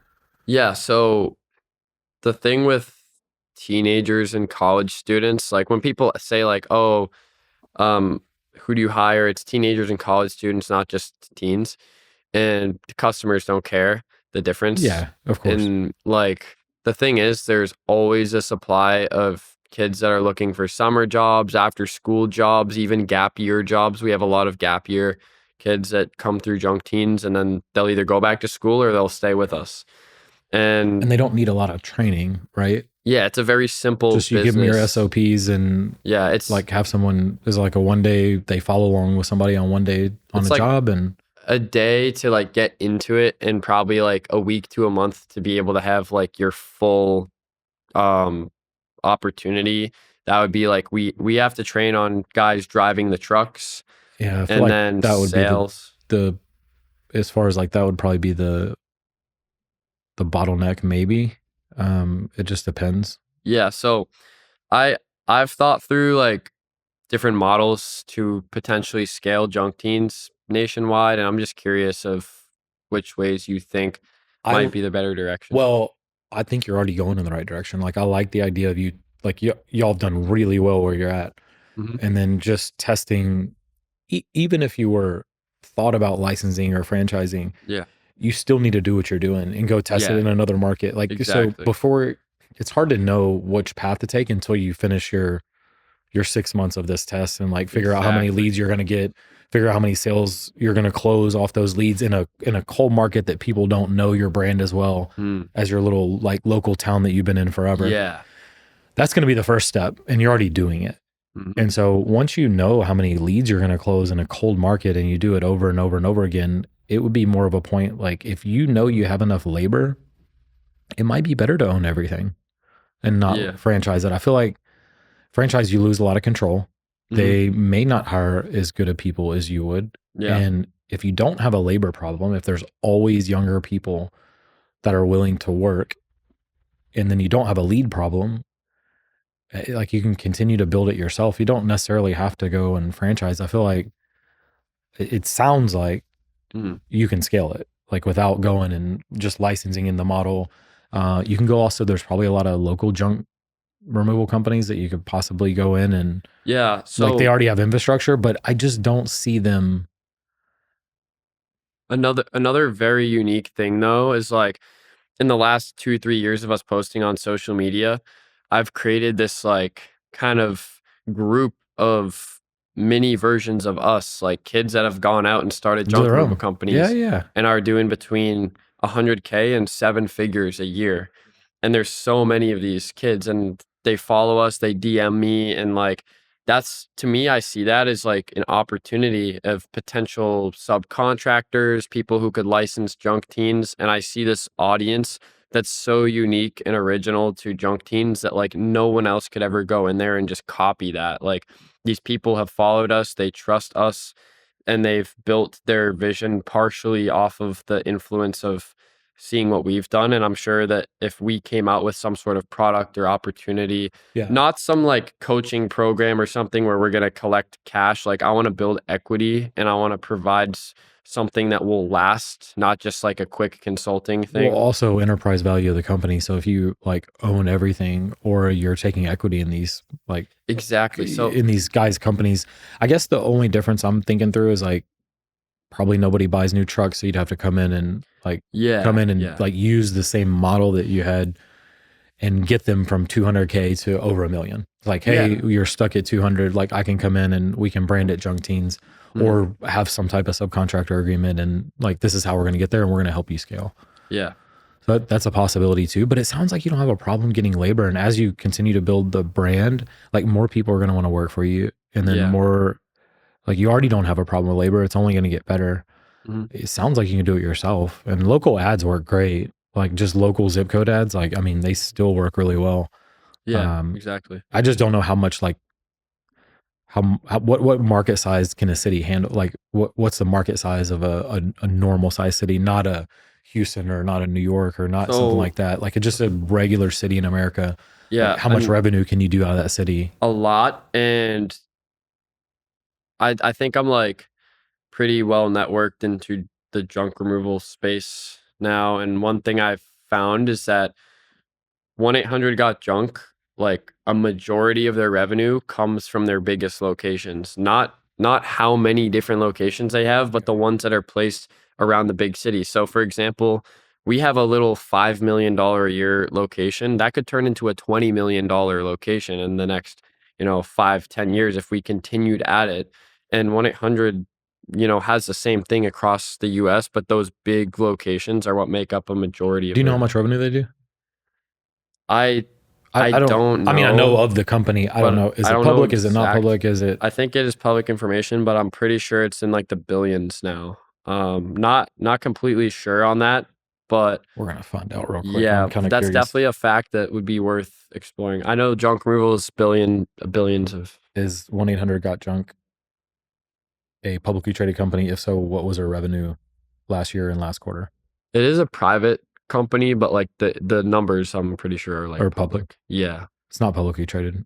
Hmm. They don't publish quarterly earnings reports, but Privco estimates generate between 380 million in revenue in 2024. It's definitely more than that. Yeah, they're just it's estimates 100 to 500 million, Hmm. but that No, there's no yeah, it's way. It's way huge. more. Yeah, One eight so I hundred's mean, if your global. little city can do 20 million, I mean, it doesn't take much to get 100. Like you could be in Yeah. like 4 or 5 major cities and you're kind of already there instead of trying to go to all these little small cities all over. I mean, it makes more sense. Yeah. Like, so that's. Especially as your branding gets better and better and more people want to work for you or work with you. Hmm. Like And I think it's going to be, it sounds like easy enough to not franchise it and just do it yourself and get it to 100 million. yeah, another thing is though, like, I want to prioritize impact and opportunity for like the younger generation is another thing. And I'm also like you, where I'm not the best at managing a I'm not, lot of people. I'm not. So let's say we were to do the privately owned locations and maybe have 5 or 10 of them and try to get that to $100 million valuation. I would need someone, or I would need a team or something to be able to handle those operations and operating those locations. And that's not my strong suit. So like, I'm curious if you have advice on like maybe know knowing my specific skill sets, how you would scale, and if you need to know more about like what I'm good at and how I contribute. I think I probably know enough already. Yeah, Okay. you just got to go hire good operators. I Hmm. mean, You can go take the 1-800 junk guys that hate their job over there and like, hey, you want to do a piece of something big, and Yeah. like give them some sort of high incentive package, or I promise you it's a lot easier than you think, because you are super focused on your culture and you're Yeah. like really like trying to build something where like people enjoy working there. I don't know this company, but not a lot of companies are like that, like you do it. Yeah. And so it's very easy to poach really good people that are really experienced in an industry that are just like sick of, the way it's ran, the way things happen. It's like very common. It's a lot easier than you think. So then Yeah. it's about finding the right person. But I mean, you could go, easy to poach 5 people that are like top people in this business to go and like really manage operations, and like, Yeah. you just need to make sure it's the right people and they fit into your culture. But, it sounds very scalable to get to 100 million. Like you already have all your roadmap, and like your SOPs are perfect. It's like, you just need to test the ads. What do you do with the lead when it comes in? So it So you're getting, goes, so you run ads, someone fills out a form on either Facebook or it goes to your website. Yeah. Like what happens after the lead comes in? Then the office team will make sure that all the information is there, filled out on the form, and if it's not, if it is or if it isn't, they'll call the customer regardless to get more information and just to confirm like the kind of connection. And then from there, once all the information's collected, it will go to the schedule as a booked job. Okay. And that's where also the virtual assistant will coordinate the schedule when they're on that call. Oh, which day are you free for our guys to come out and give you a no obligation in-person quote? How fast are they responding to the leads? Within 5 minutes. Perfect. Yeah. Yeah, I remember hearing a statistic, and it might have even been on your podcast about like responding within 5 minutes. I think it was the car detailing Alex, yeah, guy. he was good. He said he started when he was 13, so he started young. Yeah. And he said, man, I went so long with like no systems and doing what you did.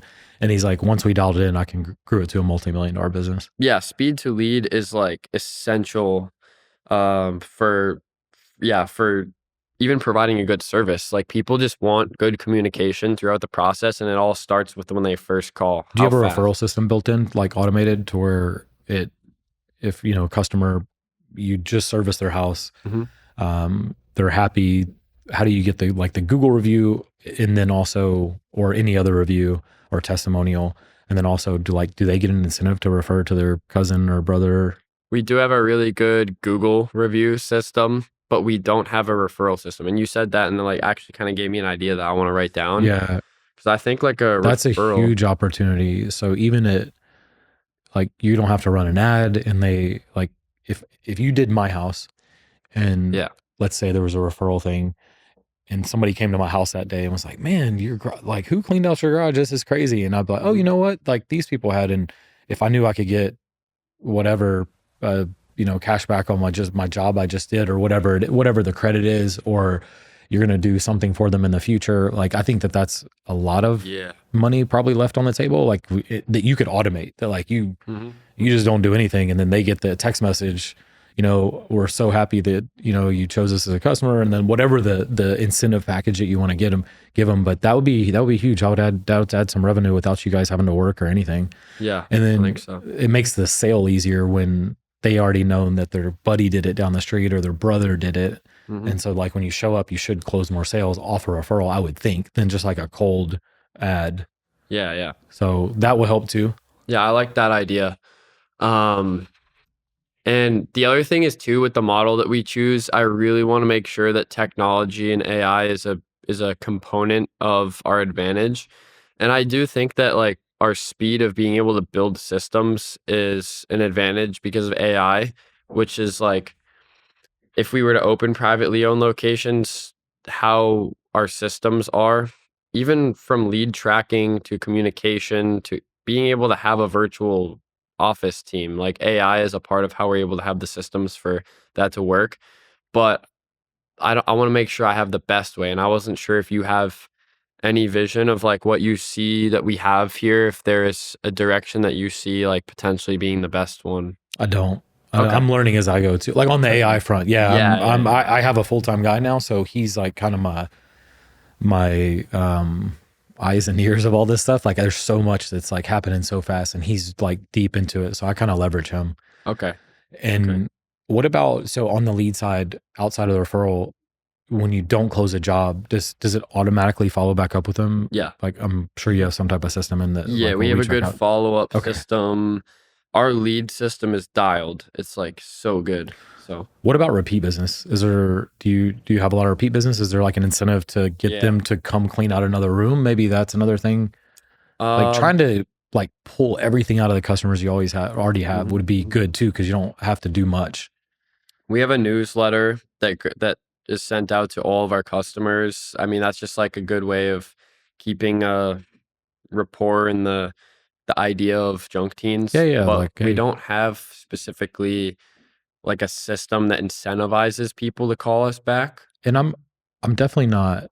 You don't want to like go give away all your margin, but if they cleaned out a garage or whatever it was, maybe the AI, or you can go through all your past jobs and look at your repeat customers and see after they cleaned out a room, like what they usually buy next, and then Mhm. like use that information and then Mm. like send a text message a month later and be like, hey, we can give you a whatever 10%, or we'll do extra junk removal. Maybe it's not a discount. Maybe it's like, hey, if you do your second your storage shed, if that's what most people do, and Yeah. like you have that data, like start doing that. And maybe it's not like giving away money. Maybe it's more like, hey, we'll do this extra work. And that way you never have to like 10% off, 20% off. Cause I don't like doing a lot of discount stuff anymore. Yeah, Like I mean, I've learned not to. especially with like junk removal, it's really hard to have some sort of discounted service. uh, And for anything like home service, I feel like discounting, it's in a product business, it works good, but for a service business, it's just like so like different. giving away free money too. I Yeah, mean, giving it's away like margin, and then you don't mhm, want to train them to like always like wait for a discount. Like, yeah, yeah. So if you could create some sort of value on the follow up, trying to get them to do another room, like, man, they did do a good job. I really need, and their wife's like complaining to mhm, them, like, you need to clean out this too. Like, the follow up to that would be super helpful. I think just something. yeah, If you have the data from like how often a customer repeats, or mm, how long it takes them to repeat, and then maybe try to start targeting all your past customers with what those customers normally did, and try to figure out a way to incentivize them. And it could yeah, be like, we'll haul off one extra thing, or I don't, just something simple, but it like still keeps you in front of them. And it's not, they may needed to do it anyways. So maybe that text message, like of you saying, hey, we'll haul off 2 extra items. It could just be anything. And they'd be like, oh, you know what? I do need to clean that room. It's more just like the like nudge to, yeah, and like the slight incentive to like get them to go pull the trigger and then clean out their second room, or clean out whatever they need to clean out. mm. I think that would be helpful too. Yeah, I wrote Um, that down actually. It's a good idea. what about, what about, do you chart? I'm just thinking about the scaling thing too. Do a lot of people try to pay you in cash, or you only take credit card? Um, like we do collect cash, but we try to stay away from it because it When, becomes more difficult with accounting and that, and whenever if you're trying to scale to 100 million, having all those guys collect cash all over the country doesn't make any yeah, sense. Like yeah. it's too tough. It's also temptation, and Mhm. it's Mhm. it's not worth it. Yeah. And the other thing is though, like our card processing fee definitely eats into the margin. Like we Yeah, collect so much money through card and we take checks too. I like collecting checks for bigger jobs, especially to avoid the fees. But I'm curious if there is like if there's a way around if you were to be scaling a company to that level, paying these like 3% fees for the processing. I think you always need to chop it for sure. And just Mhm. like, and again, I haven't been on this side of the business in a long time. I'm just now getting back into it. Like I was heavy on the e-com days, like as Yeah. far as processing and retail stores, like I knew a lot about it. I don't know how far it's coming. I don't know like what options are all out there. We're just now getting back into it. All my other companies have accounts receivable. It's not really a lot of credit card. And so Yeah. I haven't had to deal with it in a long time. So I'm like learning what's available today. And it still seems similar to how it used to be, but I don't know if there's a better way. I need to, once we start doing a bunch of volume, I'm sure we're going to be chipping away at it too. But I would just always be shopping. There's so many of those guys out there, and just trying to leverage your relationship and get a better rate all the time. Have somebody look at it every year or every 6 months, like, Yeah, yeah. and like really try to make sure that you're saving the most amount of money as possible. There's always people that want, your business, and yours is very low fraud risk. Like e-com's tough because Yeah. you'll have more fraud. Like there's a lot of factors that go into it. Like you're at someone's house, like physically doing the work and then charging their card. Like I feel like that fraud risk and like the chargeback risk is super low. So I feel like you could get a good, like a better rate than another competitive business or another business that does something that has more like chargeback rates or fraud. I feel like the bank will give you a better rate or whoever the processor is. Yeah, that's a good point too. But always learn like things like that. You just, it's like out of sight, out of mind. You just forget about it. But just have somebody in your office always like, hey, every 6 months, go check this and shop this and see what else is out there for all your stuff that you have like ongoing expense for. Yeah. It's something that when you're making a lot of money, you forget. I've been guilty of it, but if you always have somebody like, hey, every 6 months, go check all our, like I check all my insurance prices all the time. We're Mm, always shopping, even on my cars. Like my assistant is always shopping because like every once in a while, it'll just be another insurance company that just must need to write more business or whatever. And it'll yeah. be cheaper for the exact same insurance. And so like we switch. And then she's always like, not always switching, but we switch like kind of often, like whenever there's a deal or they're trying to write our business. And same thing with our buildings. Like we have to shop them a lot Yeah. because that's like one of our biggest costs now. And So always just keep shopping your insurance. Like all those costs, like, I mean, you're already doing an amazing job at everything else. Just like an extra thought. What's the hardest moment you had since you started the company? Like what stands out? hardest moment for sure is working with my brother because when you mix family and business, sometimes it's hard to have a relationship with your family when money is in between every conversation. And I don't want to work with my brother forever, but I do want to do something big with junk teens with him if we can find this vision and make it work, which is the goal and the plan. And What's his role in the company today? my brother handles more of the day-to-day operations and the big problems that come up on a day-to-day, some more administrative stuff. Like he's the one negotiating the insurance policy and um and then I handle more of the big picture, vision, media, brand, culture. And like if we start getting into high level executive hiring, that's definitely something I'll do because I'd say I have a very strong people sense. Like I'm good at knowing if somebody is like honest, reliable, has game or not, and can work. I'm kind of good at seeing talkers versus non-talkers, and I'm only good at that because of how many different people we've ended up working with in all these years. And like I've hired and fired at least like 10 solid people at this point, and like that to me that sounds like a very low number, but each one of those situations and thinking through it has taught me so much about like what it really takes to have good people, what good people look like, and how to like hire better. So, yeah, What's something about running the business that I guess most people maybe wouldn't expect about it? it's that you actually do have the freedom and ability to run the business, not let the business run you. And for a lot of years, we let the business run us. And like that's something that not a lot of people realize. It takes like for us, it took a big moment of my brother coming to college and us having to do some big things, or else our business was going to fail because the whole business relied on my brother. Right. And we either had to build systems and hire the right people, or literally fail the whole business. And that moment forced us to realize that we could actually run a business, not $1 million side hustle. And I think a lot of people might get stuck in that trap of like, 0 to 7 figures and the business is running you. But I don't think a lot of people realize how much capability that they could have as an individual if they were really running the business. That's like a unique A answer. lot of founders get stuck in the same spot. I got stuck there. I think it's very common for a lot of reasons, but Mhm. it took me 20 years to realize that. But Yeah. um, if someone's listening to this right now who is like, you know, how when you started like 15, 16, 17, what's the first thing you would tell them to do? Not necessarily in junk, just like Yeah. in it could be in life if they, you know, they don't have to be going into junk removal, Mhm. just like your younger self. If it's the very beginning, it's that that that impossible dream life that you imagined is like actually possible, and the only thing that it takes is to just do it and get your mind so set on that vision Obsessed. or that Yeah. destination and obsessed about it that everything in between just fills in there.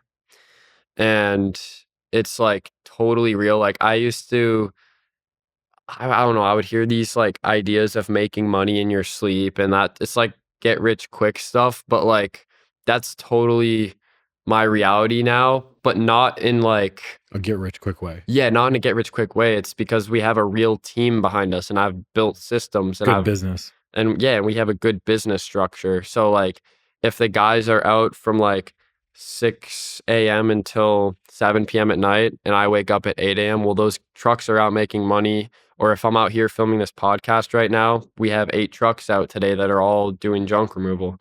And that used to literally seem completely impossible for me, like even like 4 years ago. And I used to work a job bagging groceries and never imagined myself being able to like make more than like that weekly paycheck. And it is 100% possible for people that don't know if it is possible for themselves. So that's what I would tell the very young version of myself. But then I think there was another big moment where I kind of transitioned from like building this thing for the money and then more for the passion and the impact of just building something. And then I would also say like think deep on like the why behind what you're building and just have a close relationship with that answer because that's like the ultimate thing that'll get you through the hardest times. Yeah, that's what we tried to work on in our workshop with the teens. Like when we very first started, it's like trying to figure out the why is super important because And it does get hard and it's difficult and it's yeah. boring and it's And even if like the why for me was literally I want to have 100K so I can buy a Hellcat. And I was so set on that. And that's why I was like doing every side hustle I could to make 100K. But then I got there and then the why was way bigger different. from that Yeah, it gets because changes. yeah, and it changes. So like that's another important thing to realize is that that purpose, that vision, it doesn't always have to start with something big because I never knew I wanted to have a multi-million dollar junk removal company. Like when we first started, the biggest vision I saw was maybe having 1 or 2 dump trucks and my brother and I going out and making enough to support a family. And And that now was the biggest vision I saw. And now we are buying a where we Hellcat. are. And now you're asking me Yeah. how do I get to 100 million? Yeah. Yeah. Exactly. That's And that super all cool. changed along the way. So What's the one thing you wish you would have done differently if you could think back when you started? it's hard because like in every point along the way, I've done the best with what I've had. So it's hard to think if I'd done something differently. And if I had to answer, it would be like thinking about system building as early on as I could. Like, we started using a CRM 3 years into the business. But if we started doing that like year one, You would have made more money. we would have Yeah. probably made 500K our first year instead of 100. We would have made 1 million our second year instead of our third. Yeah. And those like I think I could go to a new market and build $1 million company in like 1 to 2 years with what I know now. And like it's really about doing the other thing is though, like I wouldn't have thought of those things earlier on if I wasn't thinking as small as I was. So the vision changed along the way. And that's why it's like I don't know if I would necessarily change anything because like I could have added those systems in, but the vision never started with something that big. Yeah, I think mine was waiting too long to hire the right people. Just the to like I was in my own way and I wasn't like I was trying to do too many things and not Yeah. like that's probably what I would have done differently. Like wish I looking back, it's like man, that would have saved me a lot of number one just stress and Yeah. um I'm actually curious too. So someone told me before that if you're doing over 7 figures, you should have an assistant. You have an assistant. I'm curious if you think that if it would be beneficial for me to have an assistant at this stage in the company. that is one of the things that I wish I would have hired a long time ago. I had a lot of rent houses. I was running my business. Like it was stupid not to have one. Yeah. There's maybe if you want to start, if you think your life would be more efficient with one, if you get bogged down doing like a lot of paperwork and like stuff that you shouldn't be doing, you need an assistant. Yeah, I do. And you could start out with like, you already work with the 5 Philippines Hmm. people. Like they have great ones over there. I know people that run a whole Airbnb business with like a Philippine assistant. Yeah, yeah, Like, I mean, legitimately, like that's it. And they work like 1 hour a week. yeah. Mm. You start there and it'll be very inexpensive and you could see if you become more efficient. And then like at some point, do you need somebody in-house, somebody with you all the time, or somebody that's like, in your physical location in your office? Then Yeah. maybe, but maybe you can do it with the person in the Philippines for like very little money and it'll just make you be more efficient. And like, if you can go do more things that will grow the company, then you need an assistant. Mm. Like if you're in your head when you sit back and you're like, okay, if I wasn't doing these 3 things that don't provide much value Yeah, and I could yeah. pay her to do it or him, Mhm. then and it would free up like these extra 2 hours a day or 1 hour a day, and I could go really like focus on like the things that you're trying to do, which is like establish a new market and like really go in all in on that and study it. Then yeah, it would make sense to hire one. Like I don't know your day to day either, but Yeah. at the level you're at, I wish I would have done it sooner for sure. Like that was definitely a big mistake. And when I say hire the right people, that's one of them. Like I could have like 10x my life just doing that without hiring a bunch of executives, like just that. Cause I was still doing like a lot of stuff I shouldn't have been doing. And it was taking away my ability to grow the business. And so Mm. I think if you do that exercise and you just think about it in your head, it's like, if I freed up these things that are not moving the business forward, would it make sense to hire one? And then if it is, and it's a Philippines person, it costs you $100 a week or less, then like do it, Yeah, yeah. do it. It's like, can I go make more than $100 a week? If that's what the true cost is or whatever the cost is, Mhm. like I probably need to do that. Yeah, yeah. Definitely. Okay. Hey everyone, real quick, I just want to let you know this podcast is 100% independent. No ads, no sponsors, just real. If you're finding value in whatever we're doing here, the biggest help that you can give us is hitting subscribe and sharing this with someone who you think needs to hear it or someone that it will provide value to. That's how we continue to grow. And if you did that, I would really appreciate it. I'm not the best manager. And I Okay. realized that a long time ago. Mhm. And I always have to have an operator that runs a business. And so our last businesses that we either started up or I bought into, there's always been an operator or we've designated someone to be the operator and we let them earn in equity Okay. over time. Yeah, so like Just to vested make sure it's equity? just to make sure it's the right person. I mean, we never give anybody equity up front anymore. Mhm. You just don't know how that, I mean, Oh, yeah. sometimes you have a Yeah. good idea, but No, that's 100% yeah, what it's I would so do. hard. Yeah, it's hard. And I just don't like doing the operations anyways. Yeah, me I'm neither. number one, I mean, if I had to, but I don't have to anymore. When I was younger, I did it because I had to. I didn't know any other way. And I waited way too long to hire good people. That was my problem. I Mhm. just way too long of like trying to do too many things myself. Yeah. And in that first company I told you about, I got capped out. Like I just didn't know enough to get me to, especially in the e-com world. Like I needed to go hire like amazing people.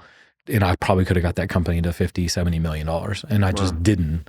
And so, and I had retail stores. I had both. It was a slash of retail and e-com. But I didn't. I thought it was just like whatever the limitation was. I just never did it, and so I ended up selling it. So, with you not being the best at management, what's been your strategy to fill that spot in building these companies? I hire a really good operator, and Mhm. start there, and then Okay. build out the executive team after that. So when you hire a really good operator, are you normally spending a lot more up front, knowing that like the business will fill into that? Most of the time, yeah, Okay. yeah. Especially this point in my career, like I know it's 100% necessary, and so I usually hire someone that has a bunch of relationships in that space. Hmm. Like if I find the right person, I will start a business around them sometime. That's how some business ideas Yeah. have started because I'm like, Wow. man, like this person could really, like if they went out on their own or, with me, like we could Hmm. really go and grow a company. Maybe it's a different industry that I'm not from. That's a really good. And so the right person is definitely key. Yeah. I'm like taking some notes Yeah, here. yeah, yeah. That's where I've been successful. And then, the same thing with our construction company I told you about, those relationships with the those like all that stuff. He's been in the industry for 28 years. Even though my other partners are in construction. They sell building materials. So they bring a lot of value in that way. They would have never been able to do this without this one guy. Yeah. And he has equity in the company. He's amazing. Like we keep landing state contracts. We keep landing more stuff. Like he's just been doing it so long, has a relationship with everybody, and he's a good operator. So not only does he have the relationships, we are number one on all these leaderboards between 1 and 2. Like they always measure like performance. So it could be the amount of inspections you get, how fast you're building the house. It's like a handful of everything. Mhm. And not only does he have the relationships, we have the number one company as far as metrics are concerned. So we Yeah. keep landing more contracts. We Wow. couldn't do it without him. Mhm. It wouldn't be it wouldn't be the same business. Like, Mhm. and so again, that business was started because of him technically, like gave him Yeah. the confidence to start. So we brought him in early. And then So this, then, like, what skills do you think that you have that have been the biggest thing that's contributed to the success you've built for yourself? oh, I definitely think like the ability just to take action and execute on something and then Yeah. like never change directions. Mhm. Like you always have to change a little bit based on market, based on things you figure out. But like Right. I will never give up until it works. And Mm. so, I do what you're talking about. Okay, I need to get to 100 million. Let me reverse engineer Yeah. how I can get there. And then my path might be like Yeah. this, Mhm. but I'll ultimately get there almost every time is like whatever the goal that I set or whatever the target is. And the same thing with this. Like I've been figuring out social media. I didn't even have accounts 2 years ago. Mm. And so I've really been figuring out, we've been, and I've spent the money and the time and what it takes to like eventually be super successful at it. And so hopefully, I mean, not hopefully, at some point, I'll have a pretty large personal brand, I think. Oh yeah. And just figuring out along the way. And I then mean- be the willingness to spend money too before I see immediate results Yeah. is pretty, I've always been pretty good at, even when I was younger and I didn't have a lot of money. Mm. I'm like investing every penny I had back into the business, back into a new idea. Like Yeah. I didn't really need much when I was your age. Like I can just live off. I used to be able to eat off $20 a week. Like I didn't have a family. I didn't do anything, and so I would be all in on something, and I would take the profits, and I would like, okay, how can I figure out how to do even more? How can I figure out how to do even more? And so that was probably been my biggest skill. I was the manager and was operating everything in my first company, and looking back, I just didn't know to go hire good people. I was like, also my partner at the time thought he could do everything himself and everybody else was not good enough. Mhm. So that kind of like kept us small, and it kept my mindset like just being the guy that had to do everything for a long time, for too long. I think we could have scaled that company a lot bigger. Okay. And I think a lot of times founders, it's hard for them to give up. Like that's the thing they built, the control, the nobody can do it better than me. Mhm. But it's not a sellable business if they still rely off you for everything. It's just not. And Yeah. so 100%. if you already have the systems and you already have good managers, Like, yeah, Junk Teens is at a place where I could literally be gone for months Yeah. and the business would still run. so that's actually the right place to be. And that's the right Yeah. place you need to be when you need to scale, right? Because if you really want to scale and you were doing all this other stuff, you wouldn't be able to go and do the marketing that you're trying to do. You're just like, hey, you're probably going to be doing all the PR across the country. You're going to be trying to, that's kind of what I've already listening to you see happening is like, you're almost going to be the PR arm of the entire company, and then like drive all the revenue, drive all the new locations, drive everything. Exactly. I follow this account called Alpha School. Okay. Have you seen it it's called Future of Education? Yeah. Mackenzie Price. Yeah. I think they either like some of Junk Teens posts before or they like follow us or something. I'm sure. Yeah. Super cool business model. I believe in that business model is probably the best one out there as far as like education is concerned. It's 2 hours of basics, right? Like reading, writing, math, and like just basic stuff that you learn in school. And the rest of the day is life skills. And I've seen that. They operate an Airbnb, they run a food truck, they learn communication, they speak. The reason I brought that up is because the co-founder of that company, all she does is go on every news station every week. PR, she's flying all over, she's speaking at events, but that is also, they're able to now grow so fast where they're opening schools in every state, in every major Yeah. city. And it's I think because of her that's like driving all of the revenue. Like if she would have just stayed as the operator and she's mhm. like managing teachers and stuff, it would have never got to the point. Yeah. And I think there's a billionaire behind it, and there's also money, but Yeah, yeah. without her going and like driving all that business, I don't think that they would be where they're at. Yeah, that's like probably one of my biggest skills is just being able to be like maybe the face of the brand, good at storytelling and Super important. knowing the audience in any room, whether it's the customers for junk removal, the teenagers that are working at junk teens, the operators, the like whatever the audience is, I'm just really good at listening to what they want and knowing how to shape the story to that audience. So like the entrepreneurial side, the customer side, the workers side, and I kind of have the brand like shaped in all of those different directions.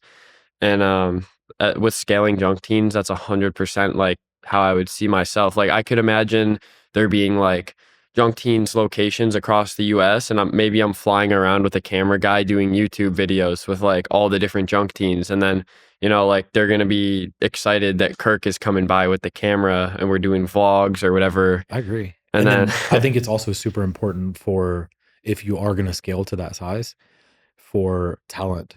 So having yeah. every teenager in the country look up to you and look up to your company is like, oh man, that'd be cool to be a part of. Yeah, Like you can't exactly. grow without all those people bought in, Mhm. and if they already know who your brand is and you're like going all across the country, it's going to be easier for you to get better talent that works for you and buys Exactly. into your vision. So it's And super important to be able to do that. I was gonna add to that and say, like, I think the first or second year of starting Junk Teens, I was like 19 or 18 or something. And I realized very quickly, I'm not going to be a teen forever, but how can I keep an audience of teenagers and keep the teen aspect forever? And social media was one of the biggest things I thought of, which is why I'm so big on it.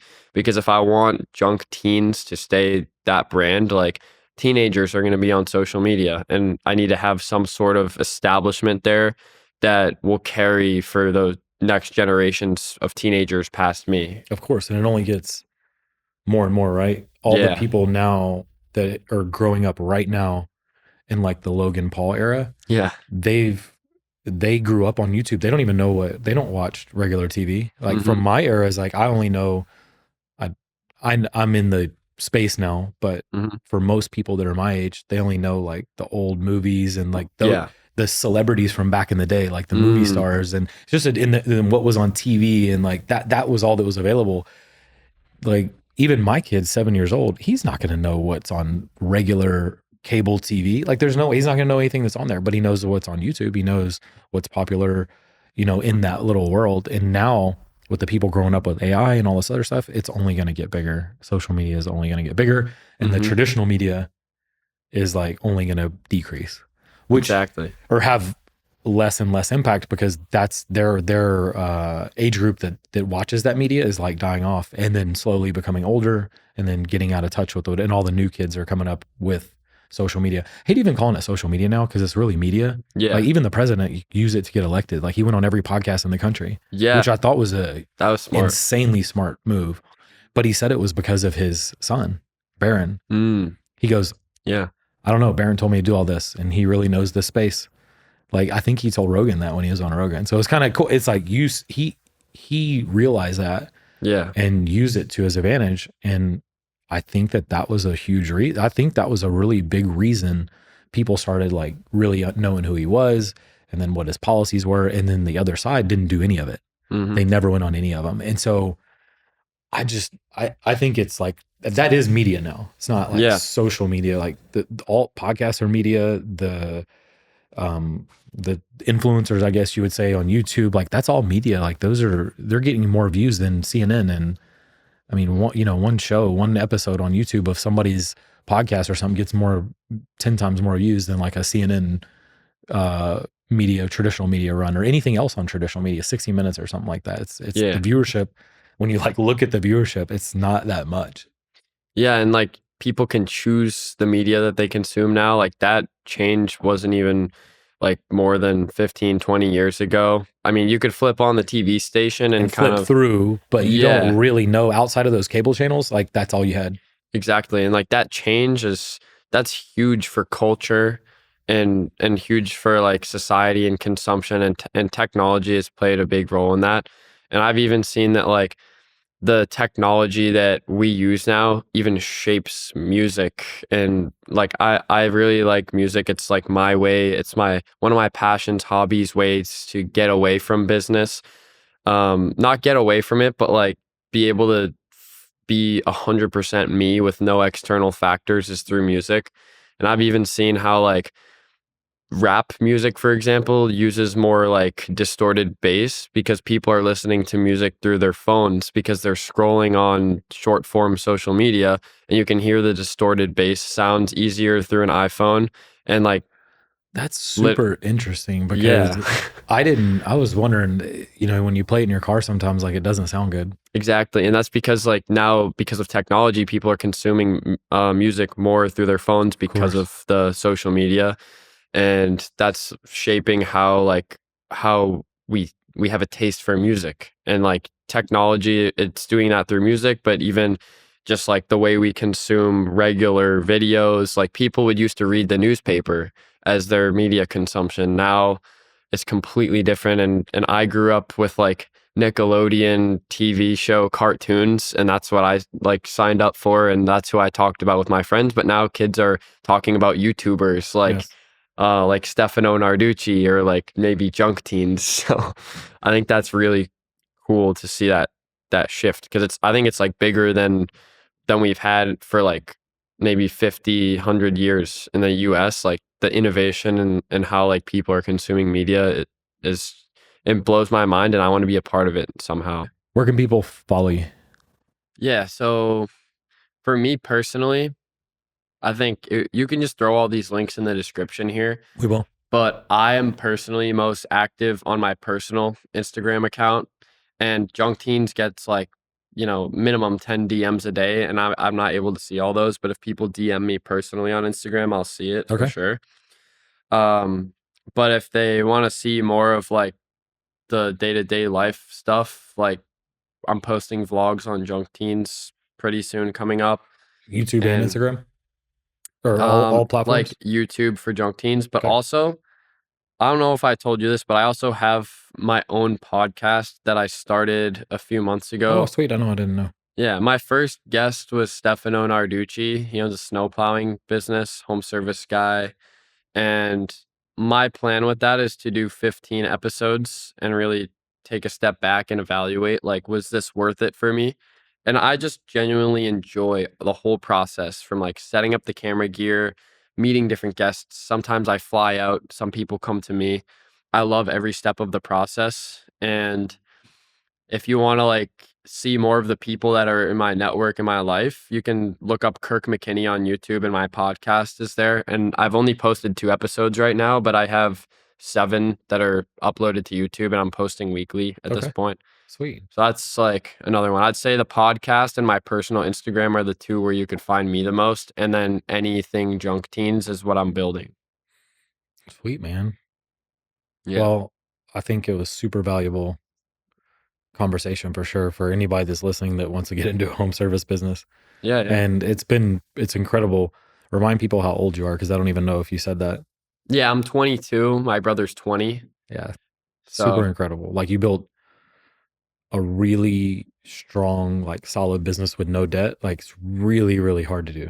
in So super college cool. and in high Yeah, school part too. time, right? Like everybody Yeah, listen, literally like part time. part time, built a $5 million business with no debt, like part time. So Well, I mean, you could look from the outside and it seems part time, but like school was not my number one priority. I didn't have the best grades, so I was like you were full still time. But attending. yeah, So yeah. that's still time out of the day that you weren't spending on the business. This is Oh, part time. This 100%. is part It's the time. mental focus was the biggest one though. Like having my head in that Yeah, space that's when I'm hard. should be on the business. Like, yeah, 100%.